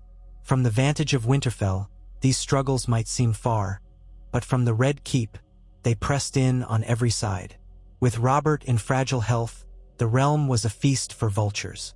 Ned intended to see that no single vulture claimed it all, unless, of course, that single vulture was House Stark, quietly guiding the realm for its own good. Midday sun slanted through the window. Ned rubbed his eyes, recalling that he should eat. Instead, he decided to go out into the keep's courtyard and stretch his legs, to present himself among the knights and lesser lords who might linger after the tournament. Visibility mattered. If Cersei and Baelish were forging alliances, Ned had to maintain the facade of approachability. When he stepped outside, he found the yard buzzing with a mix of men-at-arms, stable hands, and a few knights checking their mounts after the morning's events. He recognized Ser Bren of the Wendwater near the stables, carefully stowing his new fortune in a saddlebag. A battered helm hung from his pommel. The young knight caught sight of Ned and quickly bowed. "My Lord Stark," Ser Bren said, voice subdued, "I hoped to offer my respects. I've heard talk of your fairness in these troubled times." Ned regarded him evenly. "You fought well today. Are you truly unattached to any house?" The young man nodded. "Yes, my lord. I was knighted by a wandering hedge knight some moons ago. I came here hoping to find service with a great lord or at least earn coin to feed my family." Ned took a moment to measure the man's honesty. The wide eyes and earnest tone seemed genuine. "And have you found what you sought?" Ser Bren glanced at the chest of gold in his saddlebag. "The coin will help, but I'd rather earn a stable position under a just lord. I've no taste for mercenary work. A lord who pays me to kill his enemies without question. That's not my dream." Ned considered the possibility of bringing a man like Ser Bren into his orbit. A loyal knight with skill could be valuable, especially if conflicts flared. "If you want honest service, you might speak with the Master-at-Arms here or with Lord Renly, who often welcomes knights into his retinue. Or," he paused, "if you'd consider the north, Winterfell always needs good swords, though it's far from here." Bren offered a hesitant smile. "I'll consider that, my lord. I hear the north is harsh, but the Starks are said to be honorable." "Honor can be found anywhere if you look," Ned said quietly, "and lost just as easily." The knight bowed again, murmuring thanks. Ned left him to his business, continuing across the courtyard. As he passed, he overheard scraps of conversation. Lords praising the melee, discussing potential alliances, complaining about the heat. A few men from the Riverlands were reminiscing about Robert's rebellion, recalling how Ned had fought alongside them at the Trident. Ned paused at the mention of that battle, his memory wandering back to a younger Robert, to Rhaegar Targaryen's fall, to the aftermath that had shaped all their lives. Once, that victory had seemed the start of a bright new era. Now, so many seeds of discord had sprouted. He reached an archway leading into the keep proper. There, unexpectedly, stood Lord Peter Baelish, angled as though he had been waiting. He wore a faint smile. "My Lord Stark," he greeted. "I trust the day finds you well?" Ned matched his polite tone. "Well enough, though the city bustles with too many rumors." Baelish shrugged, gesturing for Ned to walk with him into the keep's quieter corridor. Servants bustled past, arms loaded with flowers and fresh linens, evidence of more feasting to come. "Rumors are King's Landing's chief currency," Baelish said lightly. "One can't expect them to vanish, especially when the crown's finances remain precarious." Ned kept his expression bland. "If the crown's finances are precarious, we should address them openly in council. The people must be fed, the realm's debts must be managed, and the watch must be paid." "Indeed," Baelish murmured, clasping his hands behind his back. "I do what I can, but gold is finite, and your decision to purchase large stores of grain was hardly cheap." "Worthwhile, perhaps, but not cheap." Ned glanced at him. "We avoided unrest by doing so." "Perhaps," Baelish allowed, "but at a cost of thousands of dragons. The Queen and I have had talks about how to recoup these outlays." "I see," Ned said quietly. "So you advise her, do you?" Baelish gave a thin smile. "I advise whoever holds the purse strings. The Queen has certain ambitions that might stabilize the city if the King's health takes a bad turn. More arms for the watch, more coin for strategic bribes. But do not misunderstand me. I haven't forgotten your hand in this arrangement, my lord. If you should ever need a financial solution, I remain the master of coin." They paused at a window overlooking the yard. Baelish tapped a finger on the stone sill. "You know, they call you the Honorable Wolf from the North. Yet you managed to navigate these last weeks with surprising finesse. Even Varys remarks that you've proven more adroit than he expected." Ned stiffened, careful not to reveal too much. "I do what the king requires, no more." Baelish studied him, gray-green eyes calculating. "Yes, well, if the day should come when your loyalty to the king conflicts with your loyalty to the queen or to the realm's stability, I hope you'll consider a certain neutrality. War would be dreadful for everyone's purse." Ned recognized the invitation hidden behind the words. Baelish was probing, hoping Ned might betray a flicker of rebellious sentiment. Instead, Ned offered a curt nod. "No man wants war, Peter. But if it comes, we must deal with it swiftly. Let us both hope we can avoid that day." "Hope indeed," Baelish agreed, with an enigmatic smile. He bowed shallowly, slipping away down the corridor. Ned stood by the window, gazing out at the yard below, letting a breath escape. He disliked Baelish's brand of cunning, the sly half-threats, the barely masked insinuations. Yet it was a reminder that the city was a nest of serpents. If Ned was the quiet puppet master, Baelish was a man who relished the game openly, weaving coin and secrets into a shield. Ned needed to keep him at arm's length, never letting him glean the full truth of how many watchers Ned truly commanded. The rest of the day passed in a flurry. Ned attended a brief council session, where Pycelle droned about the cost of the tournament feasts. Cersei sat beside him, face expressionless, while Varys offered mild commentary. Renly paced at the far end of the table, bored. Robert was absent, sending word that he felt too weary to attend. Baelish breezed in late, claiming pressing business with some merchants. Ned voiced concerns about the Goldcloak's expanding numbers, but Cersei countered that the City Watch must be prepared for any trouble the tournament's aftermath might bring. With polite stonewalling on both sides, the council ended inconclusively. At dusk, Ned returned to the Tower of the Hand. As he stepped into his private chamber, he found a letter waiting, sealed with the crescent moon of House Arryn. He cracked the wax carefully, scanning the contents. It was from Lisa Arryn at the Eyrie, full of anxious lines about Lord Tywin's rumored expansions of Lannister forces and how she feared for young Robert Arryn's future. She demanded that Ned protect the Vale from Lannister aggression. Ned frowned, recalling that Lisa had long believed the Lannisters were behind Jon Arryn's death. In the original swirl of events, her paranoia had contributed to the realm's breakdown. Ned sighed. He penned a measured reply, urging calm, promising to keep watch on Lannister movements, but making no firm commitments. Lisa was volatile, and he did not need her stirring trouble prematurely. He sealed the reply, then rifled through other letters that had arrived. One from White Harbor confirmed stable trade routes. Another, from a northern bannerman, contained minor updates about the state of roads near the neck. Ned set them aside.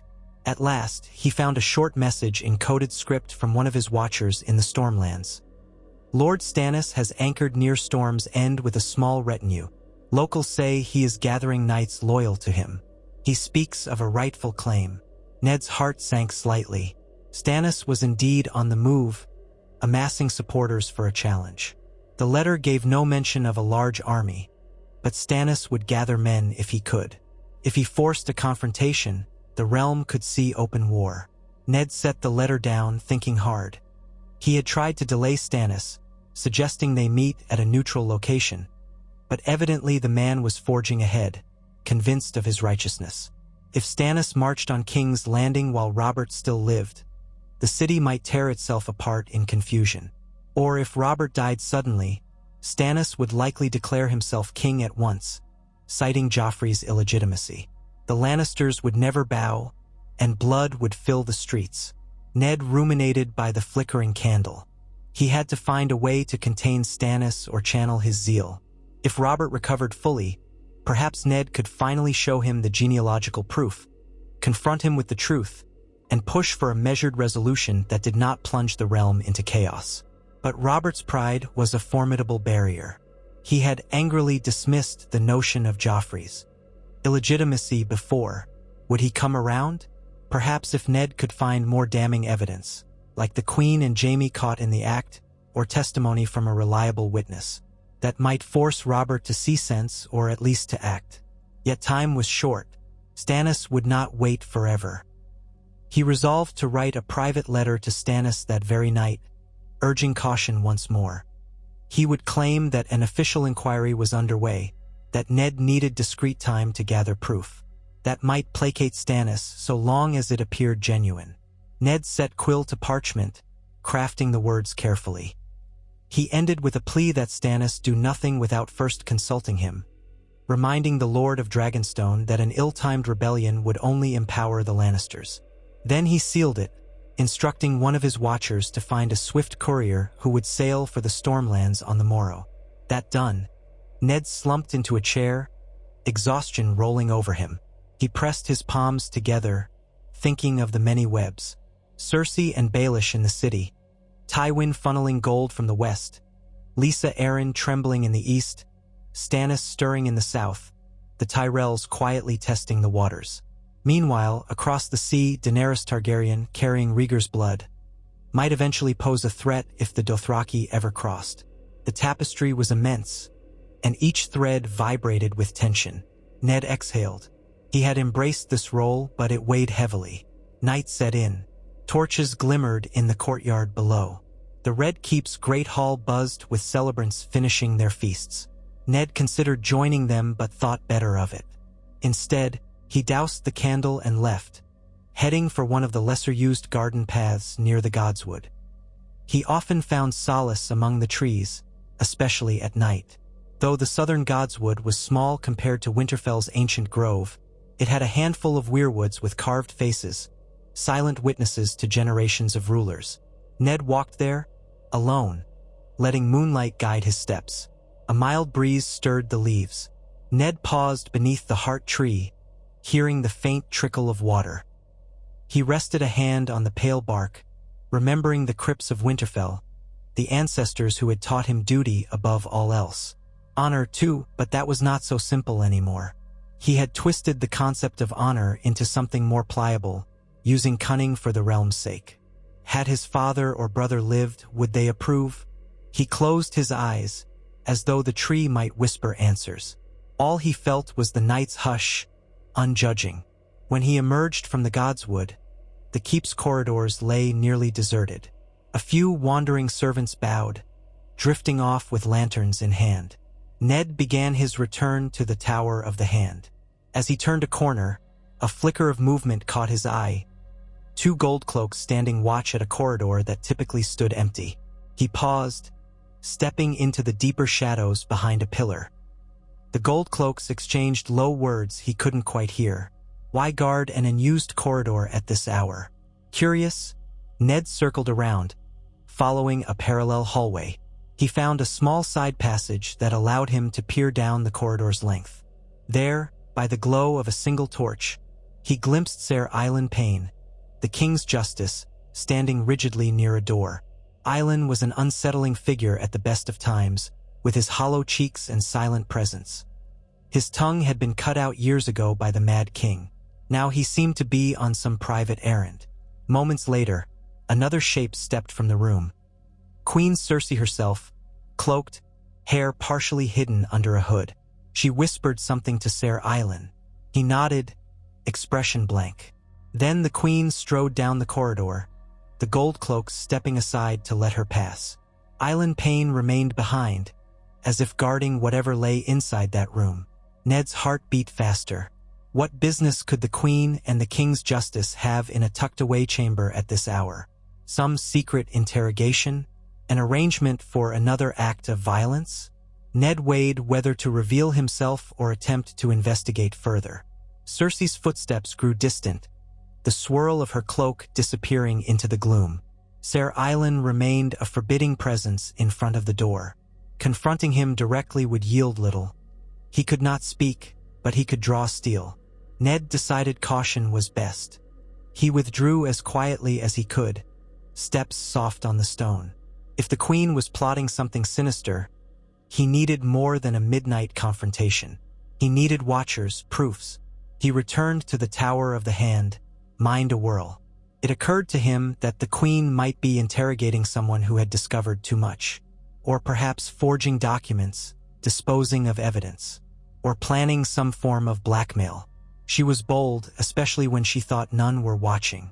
Ned resolved to double his watchers near that corridor, to see who came and went in the nights ahead. He had to be sure. At dawn, word came that Robert had relapsed into pain, the wound inflamed again. The maesters administered more potions, and he slipped in and out of drugged sleep. This new flare of illness alarmed the courtiers.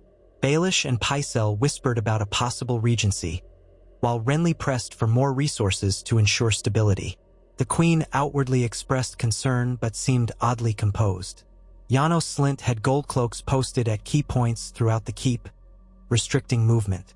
The uneasy hush lingered. Ned seized the moment to tighten his grip on daily governance. If Robert was bedridden, Ned's regency was essential. With careful language, he wrote decrees that reaffirmed the city's markets would remain open, that the grain distribution would continue, that taxes would not be raised. He refused the Queen's suggestions to levy an extra port fee on incoming ships. And if the Queen objected, he cited the King's own words about sparing the small folk from undue burdens. Each refusal chipped away at her illusions of control. Meanwhile, he met with a few of the lesser lords who had fought in the tournament, quietly offering them positions if they ever journeyed north. A tiny seed for the future if House Stark needed more swords. As Robert's fever rose, the city took on a subdued fear. Whispers of "what if the king dies" slipped through taverns, manors, and stable yards. The gold cloaks grew more visible, but so did the watchers Ned stationed in plain clothes. He saw to it that any whisper of panic was countered by a calm voice reminding people that bread was plentiful, that violence was not in their interest. Many small folk accepted that reassurance. The Queen had the watch, but Ned had the hearts of the hungry masses. On the 4th day of Robert's renewed illness, Ned ventured to the Great September of Baelor at sunrise, hoping for a moment's clear thought. He stepped inside the vast, echoing space of marble pillars and stained glass windows. The dim hush was broken only by a few scattered worshippers lighting candles. Ned had no particular love for the faith of the Seven. He kept to the old gods, but the quiet grandeur allowed him to think. He needed a plan if Robert died. Joffrey would claim the throne, supported by the Lannisters, unless Ned revealed the incest. That revelation could spark a war. Stannis would stake his claim. Renly might attempt his own. Houses Tyrell and Martell might seize the chance to break free of the crown's hold, or to marry into a new royal line. The Riverlands and the Vale would fracture, uncertain whom to follow. The Greyjoys might rise again, seeking to plunder the coasts. Thousands could die. He walked among the silent pillars, remembering the day he had found out about Joffrey's true parentage the first time. Then, his desire to preserve some semblance of mercy had led him to warn Cersei, giving her the chance to flee with her children. That had been a grave mistake. One she had twisted into a lethal blow, branding him a traitor. This time, if Robert died, Ned would not give the Queen that warning. He would act decisively, controlling the flow of events. Yet, part of him still wrestled with the moral burden. He told himself that a short, sharp confrontation might be kinder than a drawn-out civil war. If Cersei resisted, that was on her own head. He left the Sept, stepping back into the daylight. The city's bells tolled the hour. He returned to the Red Keep, where he found another letter from Storm's End awaiting him. This time not in code, but in plain script bearing Stannis' seal. It read, "I have gathered loyal men. I await your inquiry's result. Delay is perilous. The realm cannot stomach a bastard king." Ned grimaced. Stannis was growing impatient. Another letter from the Vale arrived that same day. Lisa again, breathless about dark conspiracies in King's Landing. The realm was a tinderbox indeed. All the while, Robert lay abed, drifting between lucid intervals and delirium. The maesters warned that his wound might be infected deep within. Cersei hovered, feigning concern, while Ned took the lead in major decisions. If Robert died, Ned had to be ready. So he quietly expanded the Watchers in the dungeons, ensuring that if the Queen tried to release or silence certain prisoners, Ned would know. He stationed loyal men at the city's 4 main gates, disguised as travelers or merchants, with instructions to track the movement of large groups of armed men. And he did one thing more. He wrote a short note to Roose Bolton in the north, instructing House Bolton to keep half their strength mustered. Ostensibly, it was for bandits on the frontier, but in truth, Ned wanted enough northern power at his disposal if events turned dire. He might despise the Boltons and their cruelty, but they were formidable in war, and the knowledge that Ned had evidence of their old crimes kept them in line. A week crawled by, each day heavier than the last. The Queen seldom spoke to Ned directly, using Pycelle or Baelish or even Varys to relay messages. The Goldcloaks maintained a tense watch on the keep. Lords from the tournament slowly departed King's Landing, returning to their fiefs with fresh gossip about the king's precarious health. The city's tension rose like steam from a boiling kettle. Ned dreaded the moment the lid might burst. Late one evening, Glenn came to Ned's solar in haste, breathless. "My lord, we have discovered something in the corridor you mentioned. The Queen has been meeting there nightly with Ser Island Payne, along with a few others in black hoods. We still don't know precisely what they do, but there's a strong smell of burning." Ned tensed. Burning? Could it be documents, letters, or something else? Possibly. We tried to listen at the door, but Ser Island stands guard. The walls are thick. All we know is they bring out small chests, which are taken away by Goldcloaks. One of our watchers tailed them last night. They ended up at a low warehouse near the Lion Gate. Lannister men guard it. Then the watchers lost sight. Ned considered the implications. She might be destroying evidence, forging new letters, storing coin, or preparing weapons. The secrecy was clear. "We need more information," he said softly, "but do not risk a direct confrontation yet. If we spring too soon, it could provoke her. The king is in no condition to handle a showdown." Glenn nodded. "Yes, my lord. We'll keep watch." When Glenn departed, Ned stared long at a flickering candle, mind racing.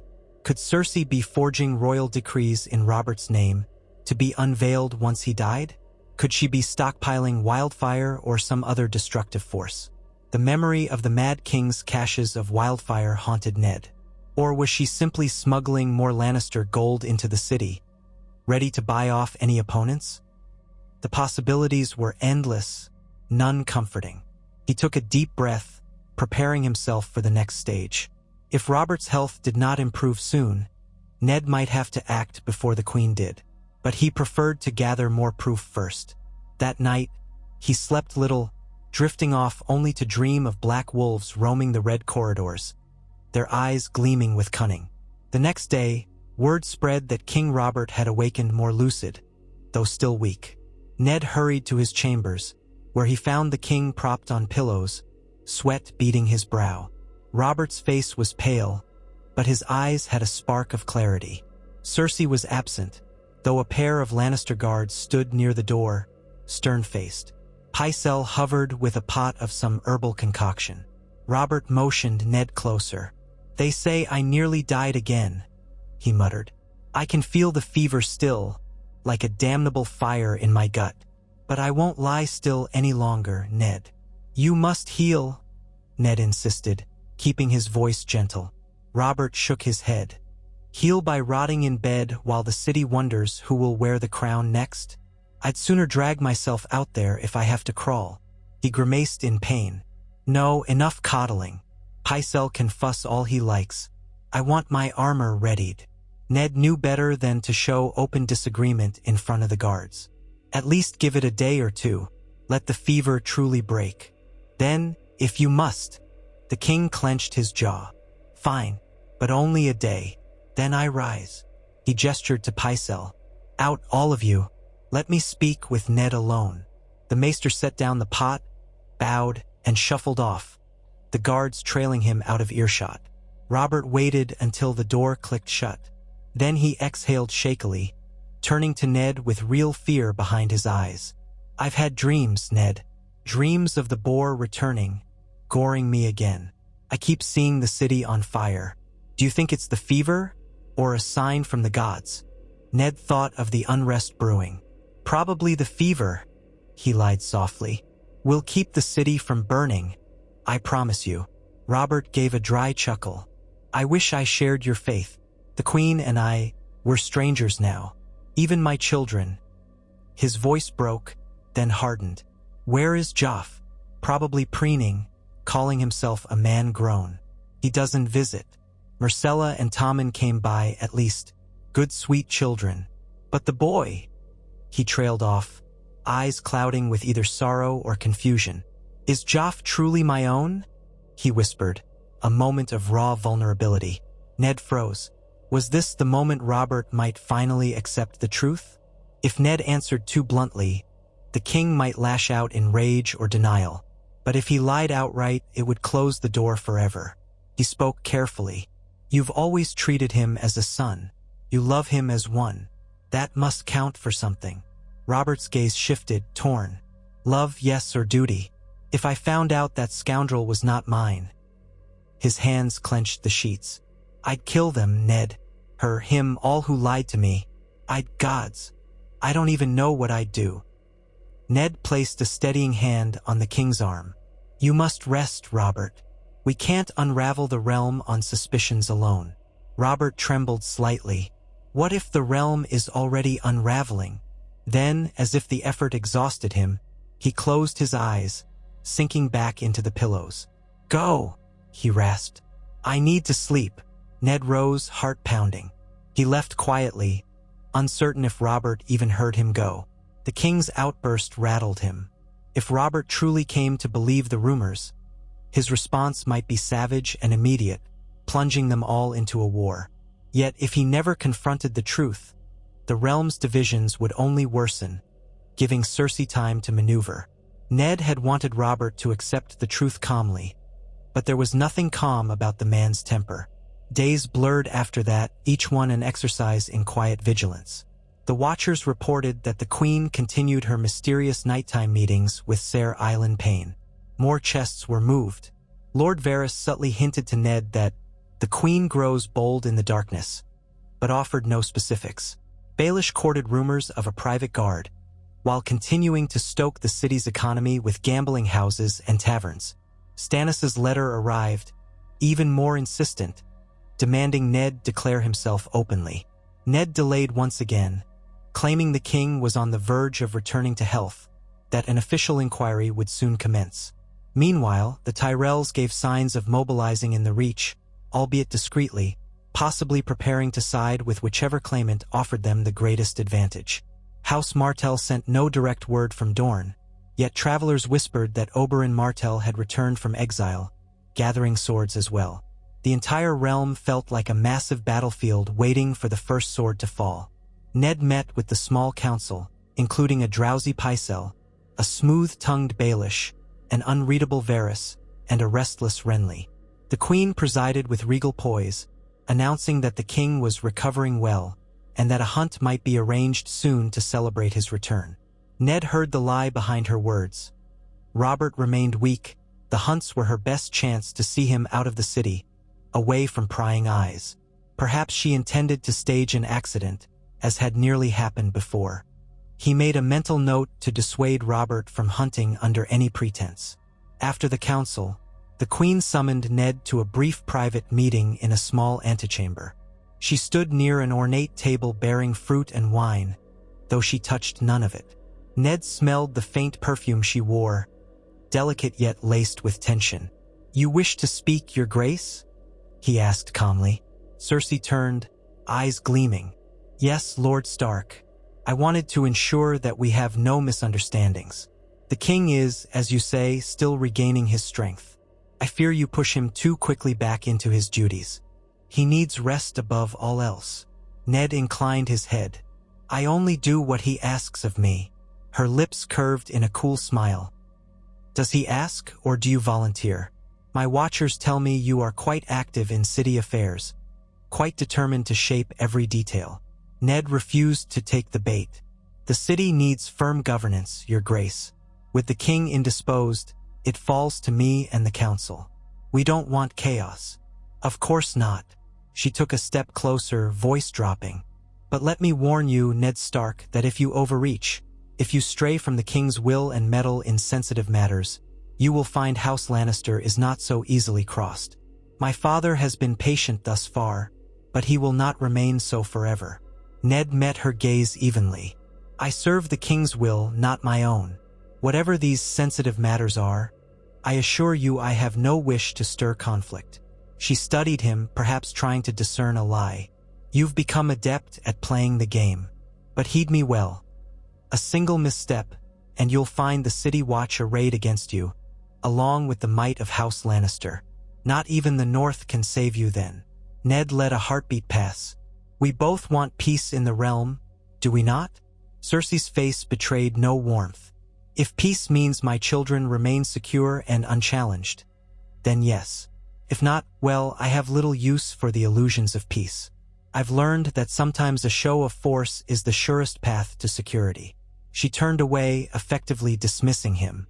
Ned, keeping his composure, bowed and withdrew. Her threat echoed in his mind. She was not subtle. Cross her and war was certain. Yet beneath the menace he sensed desperation.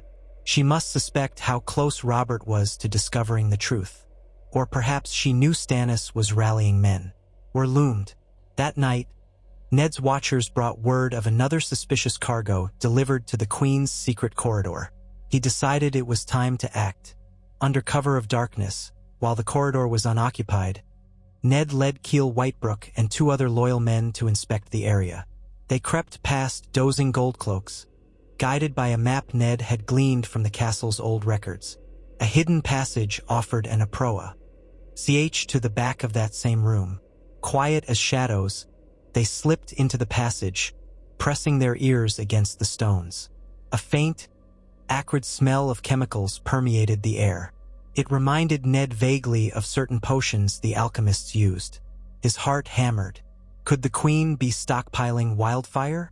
He signaled Keel to stay ready, sword half-drawn. Another of Ned's men found a small peephole, presumably for the castle's old hidden watchers. Ned leaned in, peering through. The room was dimly lit by a single lantern, but enough to reveal 4 sealed pots lined against one wall, each labeled with a strange emblem. A small chest sat open on a table, filled with rolled parchments or maps. But no sign of people. Tonight, the Queen was absent. Ned's eyes locked on the pots. They resembled the shape of wildfire containers he'd heard about during the Mad King's reign. Or they could be some other flammable substance. Near them, scraps of cloth and small vials lay scattered. The entire arrangement whispered of a covert operation. Ned debated whether to force entry and seize the contents, or to leave them for now. Barging in might alert the Queen that her secret was compromised, spurring her to accelerate a plan he couldn't fully see. On the other hand, letting wildfire or similar chemicals remain hidden in the Red Keep was dangerous. Yet, to take them might cause an open confrontation. He motioned for caution, deciding to gather more watchers and attempt a stealthy confiscation another night. Knowing the Queen's capacity for cunning, she might have trapped the area or set watchers waiting in the darkness. They withdrew carefully, stepping away through the hidden passage. Once at a safe distance, Ned exhaled. "We'll position men to watch the corridor day and night, unseen. I want a full report of who enters. If we can isolate the Queen's conspirators alone in that room, we'll seize them quietly, confiscate whatever is inside." Heel nodded. "It's risky, my lord. If they suspect, we know." "I know," Ned murmured. "But we can't let a potential weapon remain in Lannister hands, especially if the King's health fails." They parted ways, returning to the Tower of the Hand. Each step felt heavier with the knowledge of what lurked beneath the keep. Ned hardly slept that night. At dawn, he visited Robert again, finding the king slightly more alert. Robert was sitting up, picking at a tray of bread and fruit. Cersei was not present, only a pair of maids. He waved them out. Ned approached, noticing the king's trembling fingers and the tightness around his mouth. "Ned," Robert said, voice rough, "I've decided I'm tired of this bed. I want to hold court today, at least for an hour. Show them I'm not dead yet." Ned kept his tone gentle. "Are you certain? The maesters say you risk aggravating your wound." Robert clenched a fist. "Damn the wound. I need the realm to see my face. If they think me too weak, they'll start sniffing around for a new king." A shadow crossed his face. "I suspect some are sniffing already." Ned thought of Stannis, the Queen, Baelish, all the swirling players. "I'll make the arrangements. Shall we convene in the throne room?" "Yes. Late morning," Robert said, voice resolute. Ned nodded, taking his leave. Perhaps a brief appearance would indeed steady the realm, reminding the city that Robert still wore the crown. Yet it might also spur the Queen to act if she sensed the king might recover enough to end her schemes. Indeed, Ned felt the pace of events quickening, each day propelling them closer to a final clash. He found Cersei in the council chamber, informed her of the king's wishes. She hid her reaction well, merely saying, "Very well, I'll see the hall prepared." But Ned saw tension flicker in her eyes. Word spread quickly that the king would appear on the Iron Throne that day, if only for a short while. Courtiers and knights bustled to ready themselves, hoping for a glimpse. Close to midday, the great throne room was filled with a muted buzz of anticipation. Gold cloaks stood along the walls. The high lords and ladies gathered in an arc. Ned, wearing the Stark colors, took up his position near the dais. The monstrous sprawl of the Iron Throne loomed above them all, jagged swords hammered and twisted together in ancient times. The shadow cut across the floor like a claw. Cersei entered first, wearing a gown of shimmering gold, a guard of Lannister men behind her. Joffrey, Myrcella, and Tommen followed, each child with different expressions. Joffrey looked proud, Myrcella poised, Tommen solemn. Baelish, Varys, and Renly were already present. Ser Barristan Selmy stood near the throne, stoic in his white Kingsguard armor. The Hound lingered to one side, half hidden behind a column. A hush fell as the chamber doors opened. King Robert Baratheon entered, leaning on a cane but walking under his own power, pain etched in his face. He wore the crown, bright against his dark hair. The watchers parted reverently, bowing. Ned sensed both relief and wariness in the crowd. Robert ascended the steps, slowly, each movement an effort. Ser Barristan stood ready to assist if needed, but Robert waved him off. At last, he seated himself on the Iron Throne with a small groan. Silence hung thick, Then Robert surveyed the hall, breathing heavily. "My lords, ladies," he rumbled. "You see I'm not in my grave yet." A faint ripple of polite laughter broke the tension. Robert let a grin cross his features. "I'll not be bested by some damned bore or a little fever. Now, who has business for the crown?" A few lesser lords came forward with petitions.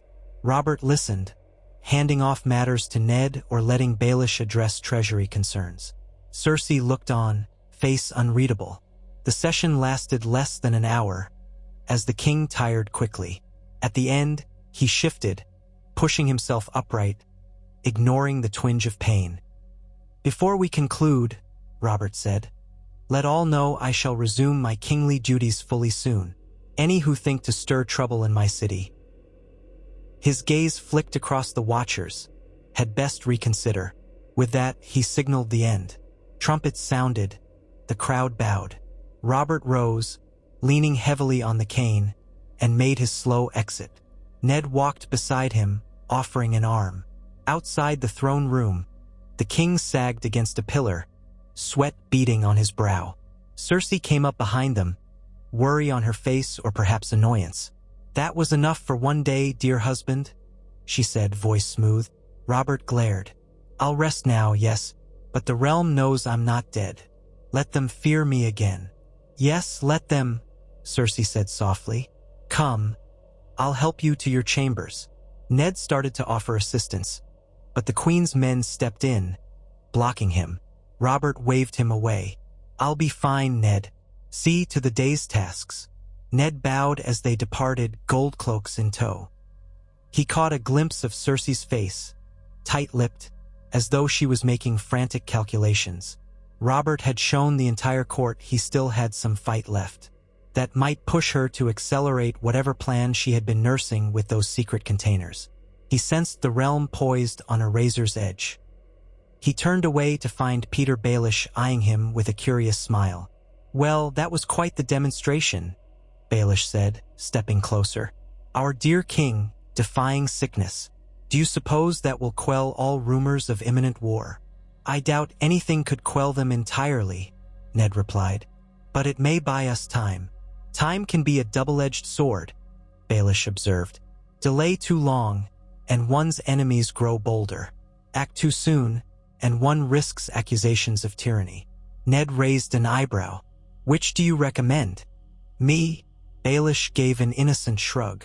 "I'm merely the master of coin.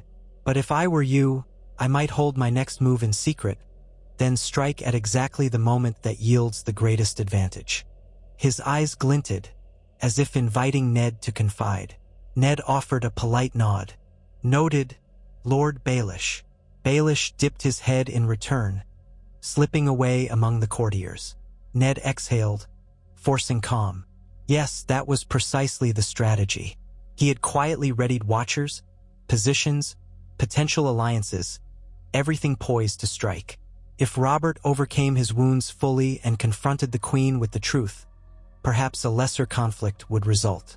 If Robert died, or if the queen tried something rash, Ned would unleash the evidence of Joffrey's parentage and rally enough lords to dethrone him. War might still come, but at least Ned would tip the scales to his advantage.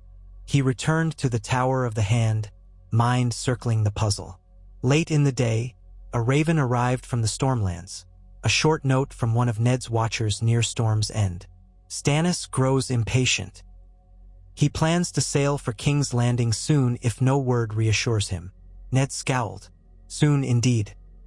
If Stannis marched on the city while Robert stood half recovered, the Queen would cry treason, and the Goldcloaks would fight for the Lannisters. That would tear King's Landing apart in bloody street battles. He wrote back in haste, urging Stannis to wait just one more fortnight, promising developments. If he lacked the authority to quell Stannis soon, Ned might have to reveal the entire truth to Robert immediately. The risk churned his stomach. He rose from his writing desk, going to the window. Night had fallen, the stars faint behind a murky veil. Below, torches flickered along the walls, Goldcloaks patrolling. The city seemed still, but Ned knew the unrest lurking in every alley, every hidden corridor. Tomorrow, he told himself, Tomorrow he would meet with Robert alone, present more than just rumor, show him the genealogical ledger, the suspicious details. If the king had enough clarity, perhaps they could plan a way to entrap Cersei or force her into exile. Ned felt no triumph at the thought, only weariness.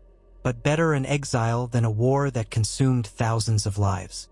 He tried to sleep early, anticipating a difficult conversation come morning.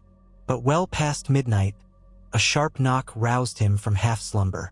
He rose, pushing the door open. Heel Whitebrook stood there, face grim. "My lord," he said, keeping his voice low. "It's happening. The Queen and Ser Island are in that corridor with at least 4 others. They've brought more crates. We think they might move them tonight." Ned's pulse kicked. "How many watchers do we have on hand?" 8, including Glenn and Tala. "Enough to handle it if we strike swiftly. But if the gold cloaks arrive in force, it could get ugly." Ned pushed a hand through his hair, mind racing. He could seize the moment, catch them in the act, and reveal the Queen's hidden stash. That might give him leverage over her, perhaps enough to unmask her entire plot. But it also risked open confrontation in the dead of night. Robert was too weak to quell immediate bloodshed. The gold cloaks, loyal to the Queen, might side with her. The city could wake to civil war. Yet if he did nothing, she might smuggle these crates away, possibly the last pieces of her plan. Ned swallowed hard. "We'll do this quietly," he said. "No pitched battle. If they notice us, we withdraw. Our aim is to find out exactly what's inside those crates and containers. Maybe we intercept 1 or 2. Enough proof to show the king tomorrow." Heel nodded grimly. Ned gathered his sword and a simple leather jerkin. They slipped into the corridor with careful steps, picking up Glenn and Tala along the way. The castle's torches burned low at this hour, the halls mostly empty save for the occasional patrol of gold cloaks. The watchers knew the routes, timing their approach to avoid discovery. Near the corridor, they found a hidden alcove from which they could see lamplight spilling under the door. Low voices reached them, indistinct but urgent. One voice sounded like the Queen's, cold and commanding. Another was a rough whisper that might be one of her hooded associates. Ser Island, voiceless, would not be among those speaking. Tala pressed her ear to a gap in the stone, listening for a few seconds. She turned to Ned, eyes wide. "They're talking about moving the stuff out of the castle tonight, taking it through some postern gate. The Queen wants it done before dawn." Ned set his jaw. This was the moment. If that contraband left the castle, it would be far harder to track. He motioned for Glenn and Keel to circle around, seeking a vantage from a second hidden passage that led to the rear of the room. Meanwhile, Tala and Ned remained near the main door, out of sight. Minutes passed, each laden with tension. Footsteps echoed inside. Faint scraping sounds suggested crates being dragged. Then a sudden yell, Glenn's voice, followed by a scuffle. Ned's stomach clenched. The watchers must have tried to intercept someone or tripped a guard. Without hesitation, Ned drew his sword and nudged the door open. The chamber beyond was small, lit by 2 lanterns. He saw Glenn pinned by a burly man in black, while Ser Island Payne lurked behind them, hand on the hilt of his executioner's sword. The Queen stood on the far side, near a stack of sealed jars, wildfire or something akin. Another man rummaged in a chest.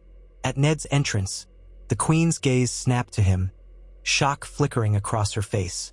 "Lord Stark," she said, in a low, dangerous tone. "What is the meaning of this intrusion?" Ned stepped inside, sword raised, Tala just behind him. "I might ask the same, Your Grace. Why do you store contraband here in secret?" She bared her teeth in a parody of a smile. "Contraband? I see only supplies. The king's supplies, in fact. Or do you imply wrongdoing without proof?" Ned's eyes flicked to Ser Island, who gripped his sword in a white-knuckled hold. Another hooded figure in the corner slowly lifted a crossbow, pointing it at Ned. Glenn struggled with the burly man, pinned to a table. Keel was nowhere to be seen. Perhaps he had gone around the other side. Tension crackled in the room. "You have no right to be here, Lord Stark," the Queen continued, her voice edged with malice. Janos Slint and the Goldcloaks will hear of this. You dare accuse the Queen of smuggling? One word from me, and you'll be the one accused of treason." Ned kept his sword steady, though his heart pounded. He counted the containers, saw the label of the Alchemist's Guild. It was indeed wildfire. A single jar, if broken improperly, could engulf them all in green flame. This was no mere attempt at forging documents or storing gold. Cersei was stockpiling the deadliest substance known in Westeros. Glenn's voice came out in a growl.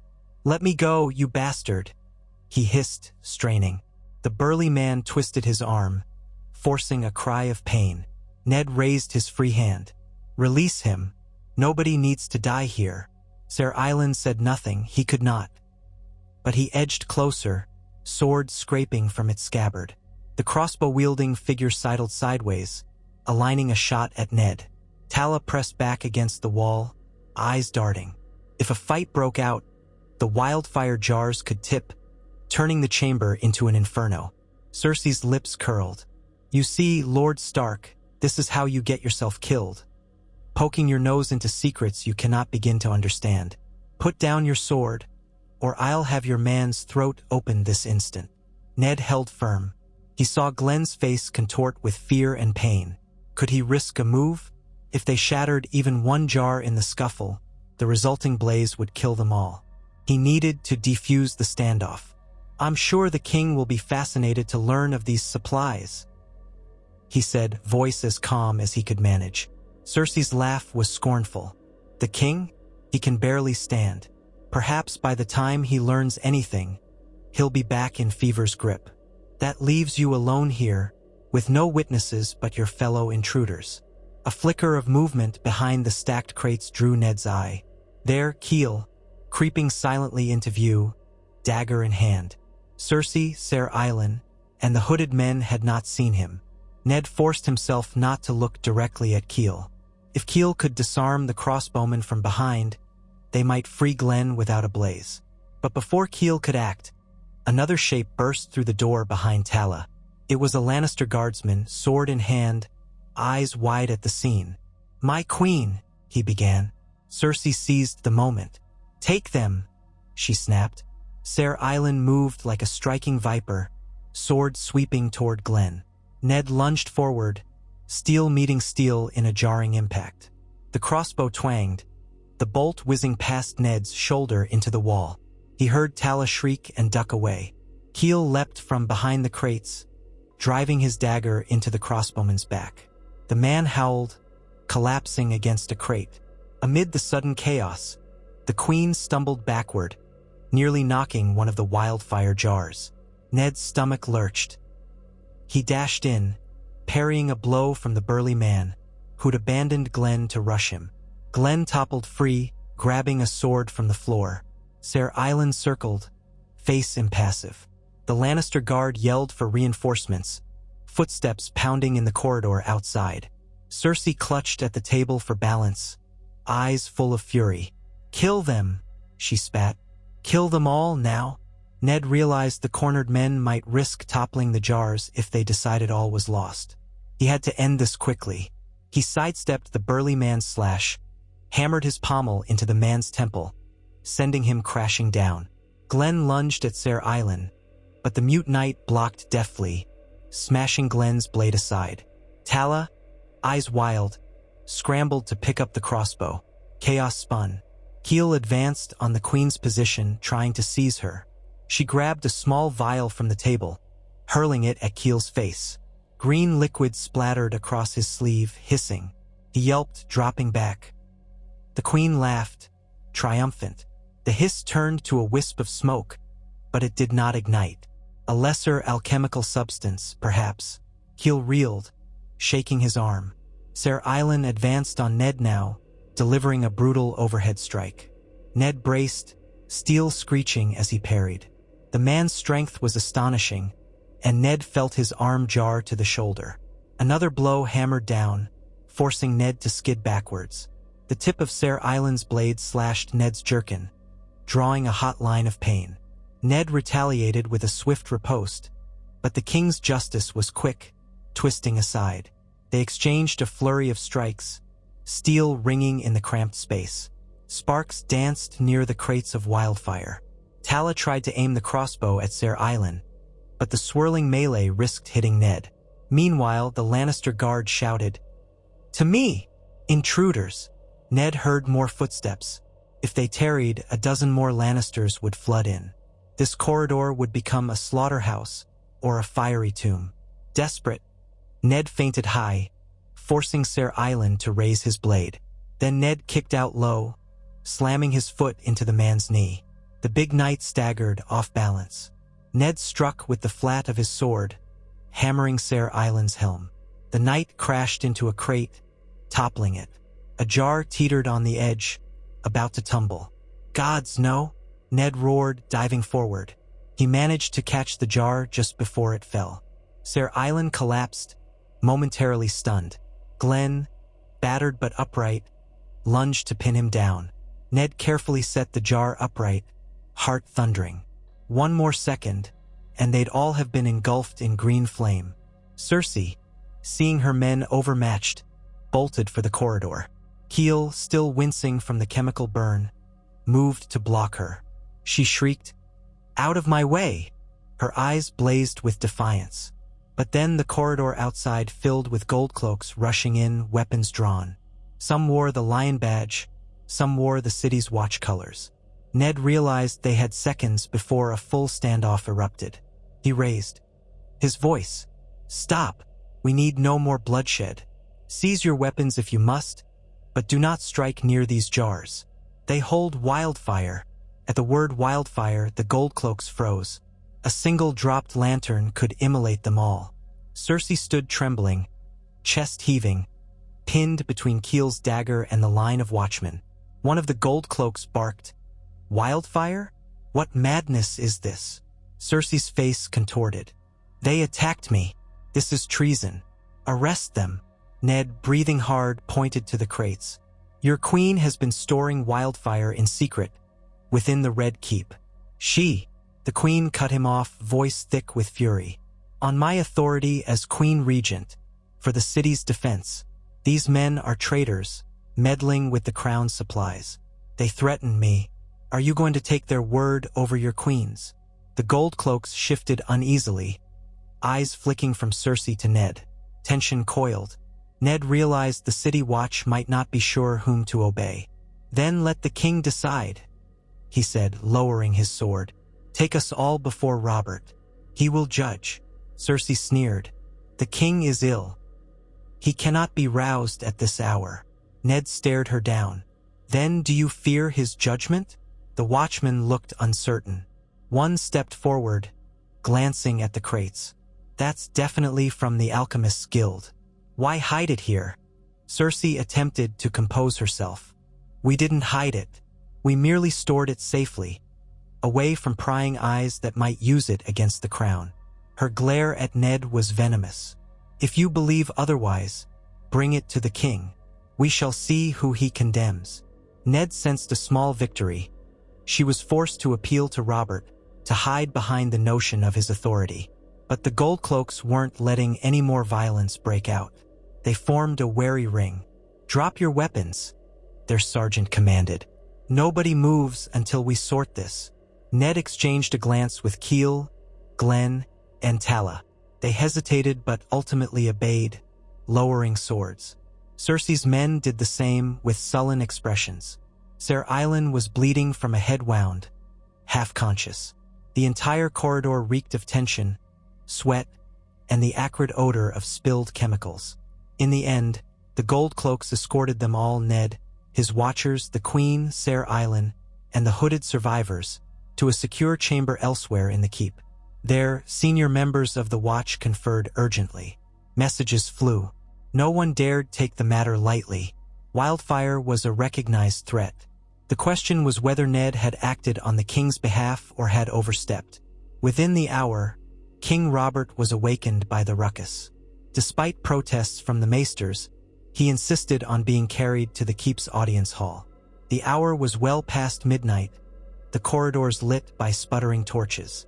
By the time Ned was marched into the hall under watchful guard, He saw Robert slumped in a chair, cane by his side, fury plain on his face. Cersei stood to his left, arms folded, chin lifted in defiance. Baelish, Varys, and Pycelle hovered nearby, looking alarmed. Janos Slynt arrived with more gold cloaks. Renly lingered behind them, wide-eyed. The Watch's sergeant began a halting explanation, describing how they found Ned Stark, the Queen, and certain men locked in violent conflict around barrels of wildfire. Robert's gaze snapped from one face to another, voice rising. "Seven hells, will you kill each other in my own castle? Do you think I'm that close to the grave that you can war over my corpse?" Cersei stepped forward first, righteous anger in her tone. "Your Grace, I was threatened in the night by Lord Stark and his hired brutes. We were storing the wildfire on your authority, for the city's defense. They attacked us and my men defended me. Ask Ser Ilyn, though he was gravely injured." Ser Ilyn stood to one side, head bandaged, unable to speak.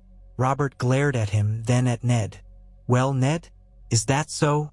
Ned met the king's furious stare. "My men and I discovered the Queen secretly stockpiling wildfire.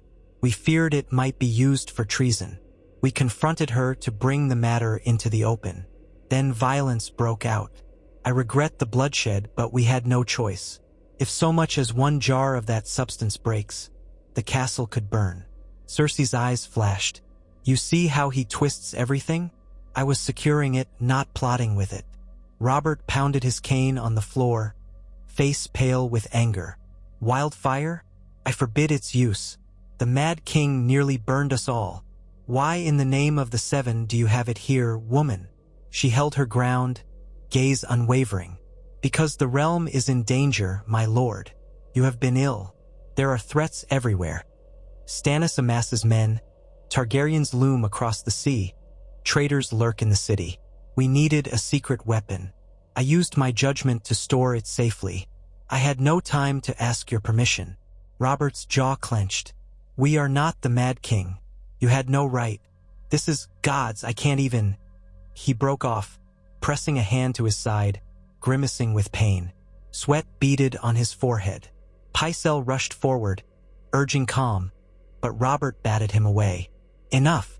I'll not have wildfire in my castle, not while I breathe." He stared at Cersei. "You overstep yourself." "And what of Stark?" she snapped. "He invaded my private space, threatened me, and put the keep at risk by drawing steel near the wildfire." Ned forced himself to remain steady.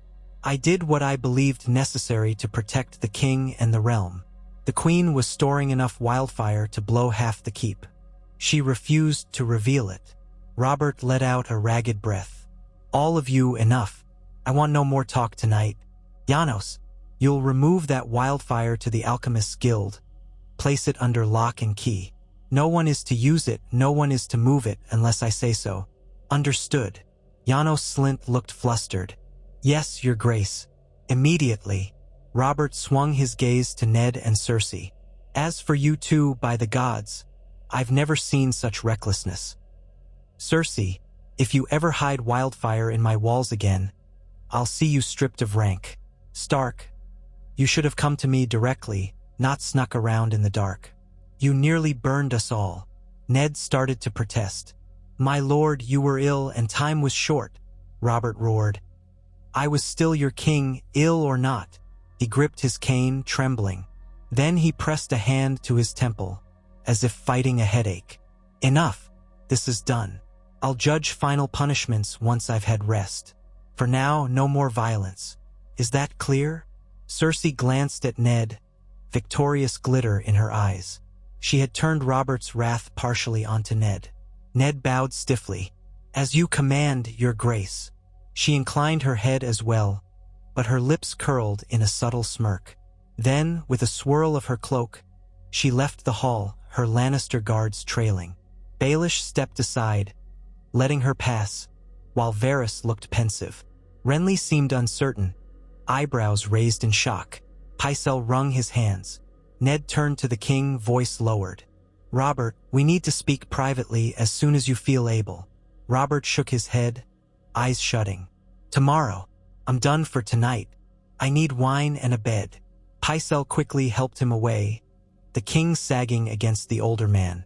Ned stood in the flickering torchlight, heart pounding, bruised from the fight and from Robert's fury.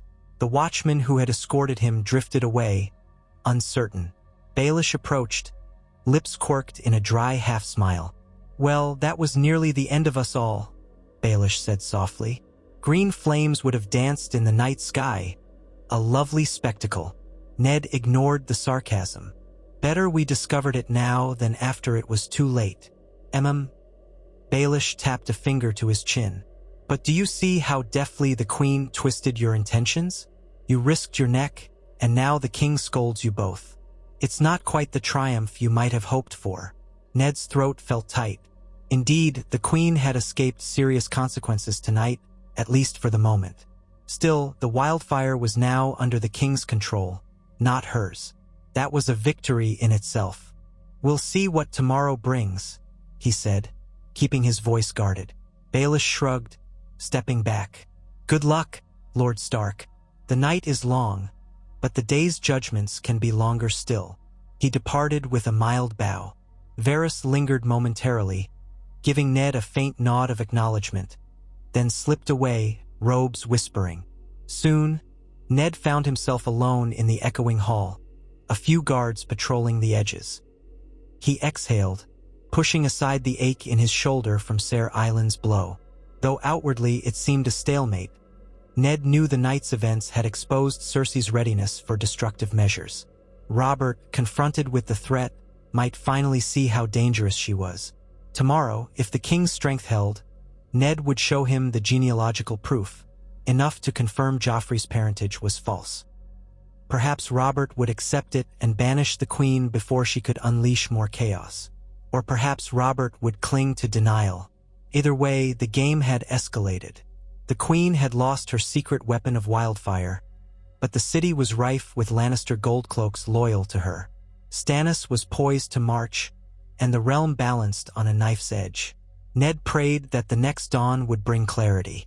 In the hush of the great hall, he closed his eyes, remembering the crypts of Winterfell, the silent warnings of the old gods.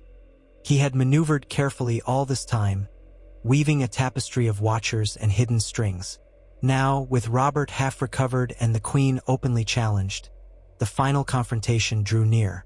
War or peace, Ned Stark intended to tip the realm's fate in his favor, or at least protect the north if everything else burned. He turned from the hall, footsteps echoing. Night draped the corridors in hush. There would be no easy sleep now, but he would find a moment to close his eyes, gather strength, and prepare for the morning. The quiet wolf had shown his teeth, and the lioness had snarled in turn. Whichever way the king ruled come daylight, the labyrinth would tighten around them all. Ned set his jaw, heading back to the Tower of the Hand. The realm's secrets weighed heavy on him, but he carried them still, determined to keep guiding each great house from the shadows, until one final move would decide everything. The dawn would come soon enough, and with it the next chapter of their deadly dance.